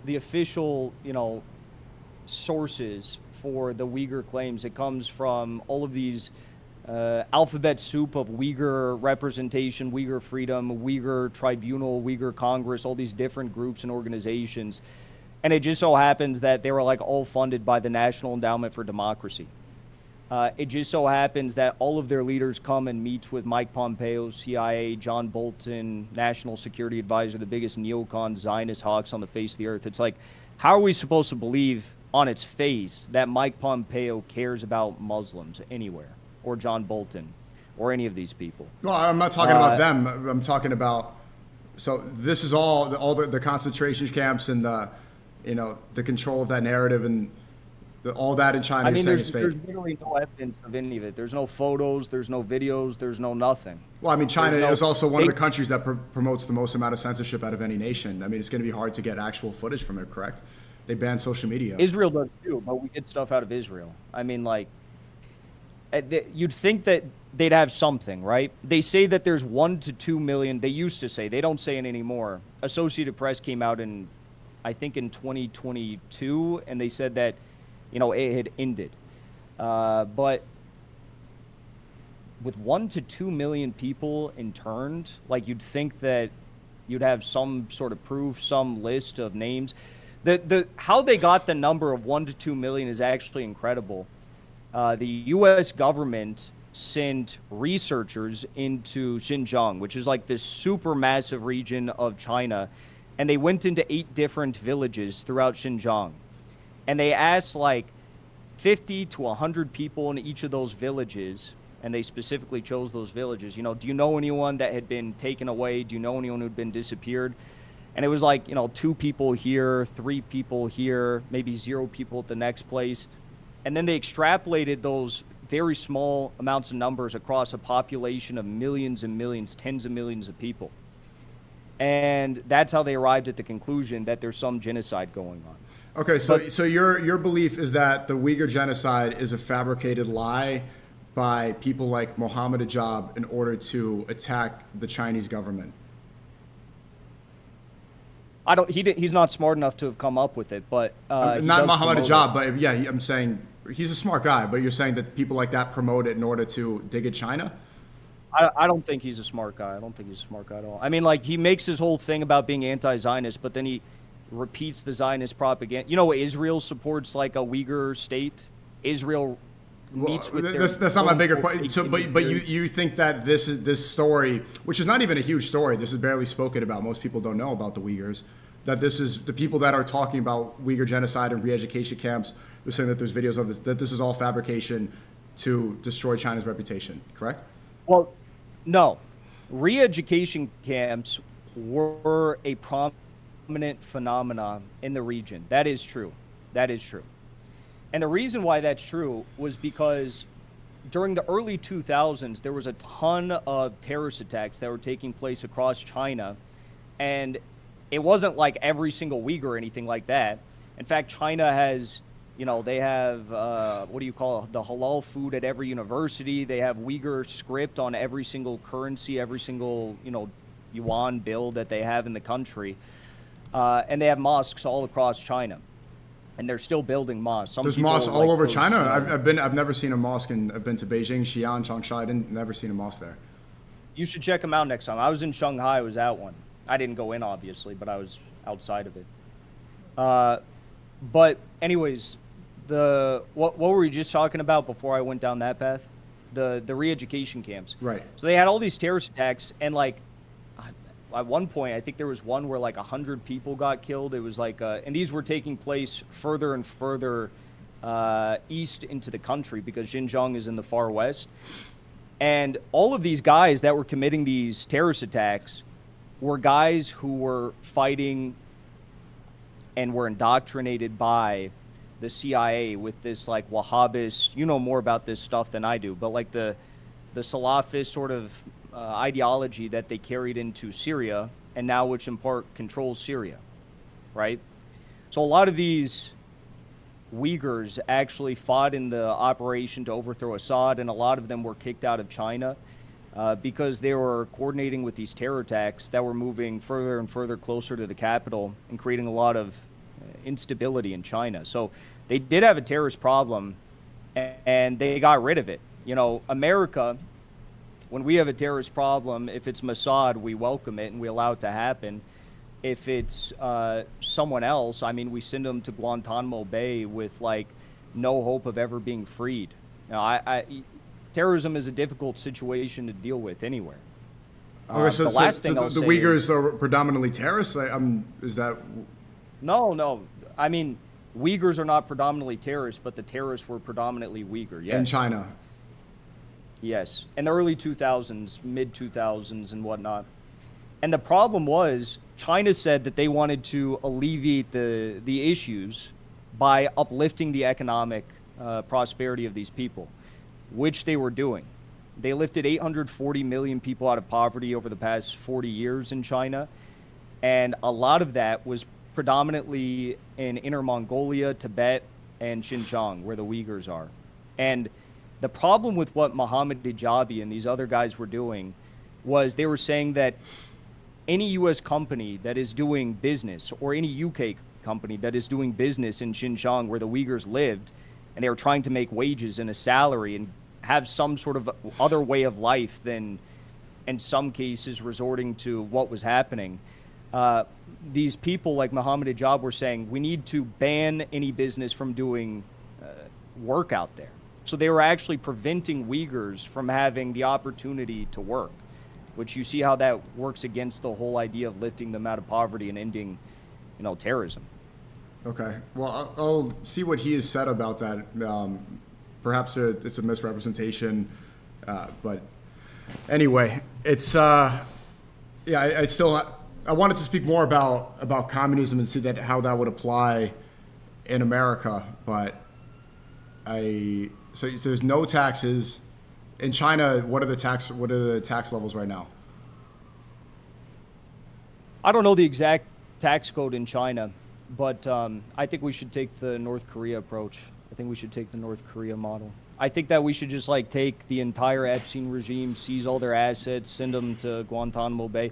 We can send them all to Little St. James Island for one last party. But you said China was the model. When I asked you about communism, you cited China as the model. So China or North Korea? China's the model. North Korea is the model. Juche socialism is also based, but really the model can't be based on any one country entirely. We have to have our own American characteristics. You know, we can't abandon the Constitution. You can't abandon the Second Amendment. You can't abandon free speech or anything like that. So no country is going to be 100% the same. Right, which is completely different from North Korea and China. They're very anti-free speech. So that it's like... yeah, but that's a matter of... I mean, you look at China and North Korea, it's not just that, you know, they have limitations on what you can and can't say. But you kind of know what you can and can't say, right? And everyone abides within that, you know, sort of system, and everything is kosher. In America, we learn a new thing you can't say every few months, and it changes. You know, a few years ago it was COVID you couldn't talk about. A few years before that it was trannies. Now it's Israel. It's like there's no continuity in the system. So right? That's the main problem with America. What models should we take in America, in your opinion, from China and North Korea, if not free speech? And you're saying that not the tax. So what would we replicate? I think as far as China goes, I think that we should have a similar model of our banking system, first of all. So public banks, nationally owned banks, rather than private banks. Agree. I think that with that, of course, comes the idea that you shouldn't have your entire economy based on high-interest loans, like this Byzantine labyrinth of loans and insurance brokers and all this bullshit that's made to indebt people. I think that also a lot of it stems from just like how you orient the economy and whether it's privately owned or publicly owned. Another thing that comes from that is you see these videos how like China builds world's largest bridge, China builds, you know, world's largest solar farm, or, you know, gas pipeline from Russia. The only reason they're able to do this stuff is because their economy is looking 5 years into the future, and it's not built upon the premise that we need profits yesterday to keep our business afloat. So a U.S. company would look at the question of building the world's largest bridge so they can cut traffic by 7 hours on a main trade route or something, which over the course of years and decades will save the country, you know, billions of dollars in, I guess, you know, saved trade time and saved energy and fuel costs. But no U.S. company is going to build that because it's not profitable unless you have like some exorbitant toll on the bridge. China's able to build that because they know they're going to make the money in the long run, whether it takes 10, 20, 30, 40 years. And that's why they're able to, you know, achieve these incredible feats. Okay. So it just seems that your major point is that you want privately owned banks, you don't want public banks. That's your main fixation. Vice versa. Public banks, not private banks. Public banks, not private banks. And I think also like the land issue, making sure that land is publicly owned. I think that's very important. We can't have BlackRock owning all the land and basically turning it into a commodity rather than a necessity. I think that I definitely think one of the big things we should have is free speech rights on social media. And how do you do that? You do that by saying we're going to publicly acquire these social media giants. Right. Well, something that China and North Korea, they don't adopt that model whatsoever. Of free speech? Not even close. But think about why. It's the same reason why Iran shut off their internet over the past, you know, few weeks when they had these Mossad protests. Iran understood that there was a foreign attack from a whole litany of intelligence agencies that was coming into their country, not through feet on the ground, not with rifles and trucks, but through Starlink. Mm-hmm. So you have a country like China or Iran or North Korea, it makes sense that they're being targeted relentlessly by the United States, whether it's through propaganda or whether it's through You know, the infiltration of the cultural zeitgeist in these countries to try and turn public sentiment in one way or another, foment regime change, target the government. So that's the whole reason why they do this stuff. I mean, I don't think they really care if people say one thing or another. It's more so about making sure that, you know, the U.S. doesn't create some online bot campaign that leads to what it has almost led to several times in Iran with these online campaigns led by Mossad, which is the attempt to overthrow the government. Mm-hmm. Okay, well, yeah, I think most people, it sounds more like you adopt a nationalist point of view than a communist point of view. If you're saying that you want taxes lowered and that your main concerns are the privately owned banks and what else was that? Privately owned banks and things like BlackRock and creating a debt slave class. That just sounds like you just want to remove foreign interests. I do think a lot of it's about removing foreign interests, you know, but this is just the communist approach and model. It has been in the Soviet Union when Stalin was in charge. The first thing that the Bolsheviks did when they took power was they said, we're not going to pay back all these loans to these European banksters. And that was the very first thing they did, and that's why they got invaded immediately by all of Europe practically. They thought World War I was going to come to a close, and then Britain led the way in sending troops into the Soviet Union to try and overthrow basically kill the Bolshevik government in its infancy, because they knew that they weren't going to get all their loans repaid unless they overthrew them. So that's definitely a big aspect of it. But I mean, nationalists can also support U.S. imperialism.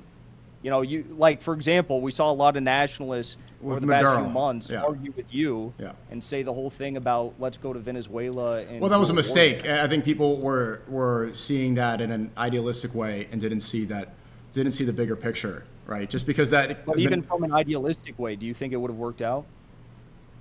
No, a regime change has traditionally not worked in America's favor over the past several decades.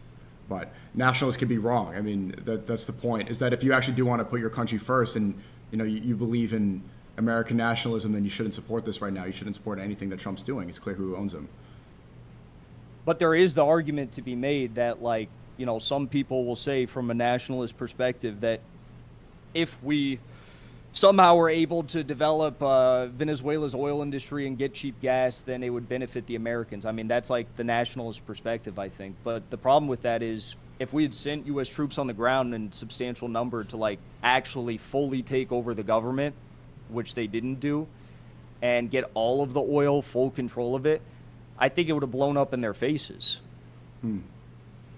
Well, yeah, I've really liked these lectures recently because it confirmed what I had assumed a lot about communism and how it was used to benefit the transnational banks, right? If you look at the origin of Karl Marx's works and his books and everything, it just seemed like they were using this to direct people away from a faith argument and faith separation and get them focused on a class issue. All right, this is why I think you have people like Hassan Piker who think everything's a class issue. They won't call out. I was confused why he's still not said that Epstein worked for Israel. And he talks about, like, it's the fascist class, it's the elites, but it really goes into, it's to go undercover. Communism was used to go undercover and subvert the conversation away from what was really happening. This is why so many capitalists were supportive of Leon Trotsky. Well, Trotsky was, you know, he was exiled from the party, as I'm sure you know, and Stalin had several of his guys go and assassinate him, and they killed him with a pickaxe. So he was not beloved in any way, shape, or form. And he worked with fascist Italy against the Soviet Union. He was a traitor, and he sold out. But basically, I don't really understand what you're saying, because if you think about it, like, Jesus was the first communist. It's like the idea of forgiving people for their sins is the same thing as forgiving people of their debt. There's an argument to be made that even in the Bible, when they were talking about these things, they were talking about forgiving people of their debt, depending on the translation that's used. And who is the debtor class? Forgive them of their debts. Historically, every single major empire that had a successful ruler would do debt jubilees every, 10, 20, 30, 40, 50 years, they would do a debt jubilee. And they'd say, the people have amassed too much debt. They're going to rise up and overthrow me and reset the system if I don't. So we're going to forgive the people of their debts. And that's the communist approach. And in our ACP, American Communist Party, on our website, the number one point on our party program is to cancel the debt, end all debt in the United States. And that's really the only way that U.S. imperialism stays afloat, is through this cycling of debt all across the world. That's why Saudi Arabia and Egypt still have U.S. military bases, because we cycle the debt in the U.S. dollar through these countries. So there's a very strong argument to be made there. Actually, I have a book somewhere here. It's an old book written in the 70s, but it's about, was Karl Marx in support of canceling debt? Yes. Karl Marx actually was, he was Jewish, obviously, but I think he grew up in like a Protestant family. He became a Christian. Stalin went to seminary school. He almost became a priest. And in his later years of life, it was said by his bodyguard that he started going to the church again after he created the first patriarch. So the Orthodox Patriarchy, how they have the patriarch, he's like the leader of the Orthodox Christian Church. Karl Marx wasn't a Protestant, Jackson. He wasn't. You're saying his bodyguard said he saw him praise Jesus towards the end of his life? Stalin? Yeah, no. You said Marx was a Protestant? In his early years, I think he grew up in a Protestant family. But at the end of his life, he became a Christian again? No. I said Stalin became a Christian at the end of his life. Okay. And he grew up. He almost became a priest. He went to seminary school.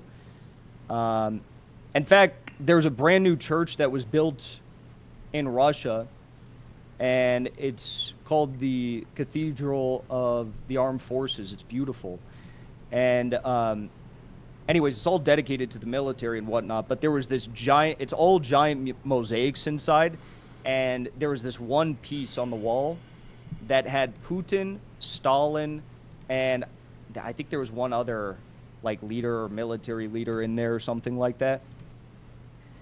And they eventually got rid of it because Putin said, you can't do mosaics, you can't do these statues of me before I'm dead. He said too soon, but there's a debate within Russia today. Even some people tried to turn Stalin into an icon. People hold him in very high regard here, even in the Christian communities, which may be surprising. Okay. Well, yeah, some people are saying that he had a maid and he died wealthy, so he didn't follow his ideology. But I guess that's a conversation for another time. I got to talk to Ian Carroll now. I appreciate you coming on. We were supposed to speak yesterday, and always good to hear from you, Jackson. All right, bro. I'll talk to you later. Peace out. Bye. All right.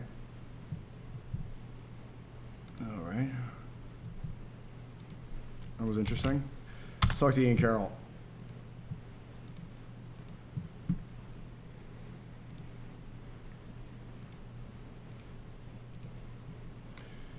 Hey, yo, Ian, what up? What's up, man? Can you hear me? Yep. All good, man. Good to hear from you. A long time well, actually not that long, like a week or so. Yeah, right. Yeah, We live right now? Yeah, we're live. Your camera's okay. We're good now. Yeah, I just was speaking to Jackson Hinkle about communism. What do you believe? Where would you put yourself politically? Dude, I don't know. Probably libertarian is probably the group that I'm the closest to. Mm-hmm. Definitely not a communist. The way I see it is that I think that everything's about balance, and that all ideologies are bred out of all genuine ideologies are bred out of a genuine understanding of a genuine problem with a genuine solution, and then most of them also get taken way too fucking far into really stupid directions that kind of lose the plot of what we thought it was supposed to be. Mm-hmm. But I think that conservatism has a lot of great freedom-minded, human-minded, business-minded things in it, but it needs to be tempered by ideas in liberalism and progressivism that help to regulate corporations and regulate large businesses. And, all of these things are supposed to be pushes and pulls and balancing each other's out. And, right now I kind of skew more conservative and more libertarian because we have so much government and so much control and so much bullshit that you know, I skew toward the individual and towards freedom, because fuck the government. But you know, I try to see, you know, the good in every side of it all. Yeah, it seems like so many of these isms have been subverted by the same people to support them. You know, oh yeah, they'll use. There's a few quotes out there about how they made all the isms too. Yeah, I think it was from Dennis Prager. He said every single ism except for Nazism has been subverted predominantly by Jews in order to support Israel. Bingo. Or created in the first place. Right. Yeah. I mean, again, I was just talking to him about, because he's saying he's against transnational banks and all this, but it's like Karl Marx was a Jew and he's the one who founded communism. It's like, I don't know. This stuff gets a little wonky, but good to hear from you. And again, you have a new website, right? I didn't get the chance to check it out yet. What's the link? It's it's like, it's kind of like an app that's wrapped in a website. And I could send you to the link yourself on your screen, or I could screen share mine, whichever you prefer. The website is here. Let me text you, because right now we're in beta test, so I don't want to announce the secret access code to everyone on the internet yet. We're testing it with like 100 people today, and like probably 500 to 1,000 tomorrow, and making sure that nothing like doesn't all break and like, you know, go insane. And then I think in like 2 or 3, maybe 4 days, hopefully we're sending it out to everybody. Let me just. That's great. I want to check this out. Let's do both. I'll try to like mess around with it, but then maybe we could do screen share too if I'm a little bit wonky with it. Yeah. So I could screen share my phone. I have a screen share app. So here's my screen is screen shared to you right now. Okay, cool. But I just texted you the link to the actual like website itself, and then I'll give you the secret code too. Cool. And this is a like Jmail. It's an Epstein list. It's honestly not even really comparable to Jmail, because it is so fundamentally more powerful than that. Not to try to talk shit about Jmail, because it's fucking awesome what they did there. Super stoked that they made it available to everyone, and they did it fast too. Just checking my spelling here. Yeah, that spelling is correct. But this is like fundamentally a different beast. This is essentially all of the Epstein files accessed in a chat GPT format, where you can just have like a genuine like AI level conversation in regular language about the files, and it will spit back actual source documentation with the links, with full answers and explanations of what's going on. That's pretty dope. And honestly, the easiest thing is to just do a little demo of it and to just like start playing with it. Wait, before you do the demo, let me cut YouTube, because I don't want to get banned on YouTube. Yeah, for this. for real. YouTube, the link is pinned there for the kick. Just come on over to kick.com/SNEAKO. Yeah, this is going to be a kick conversation.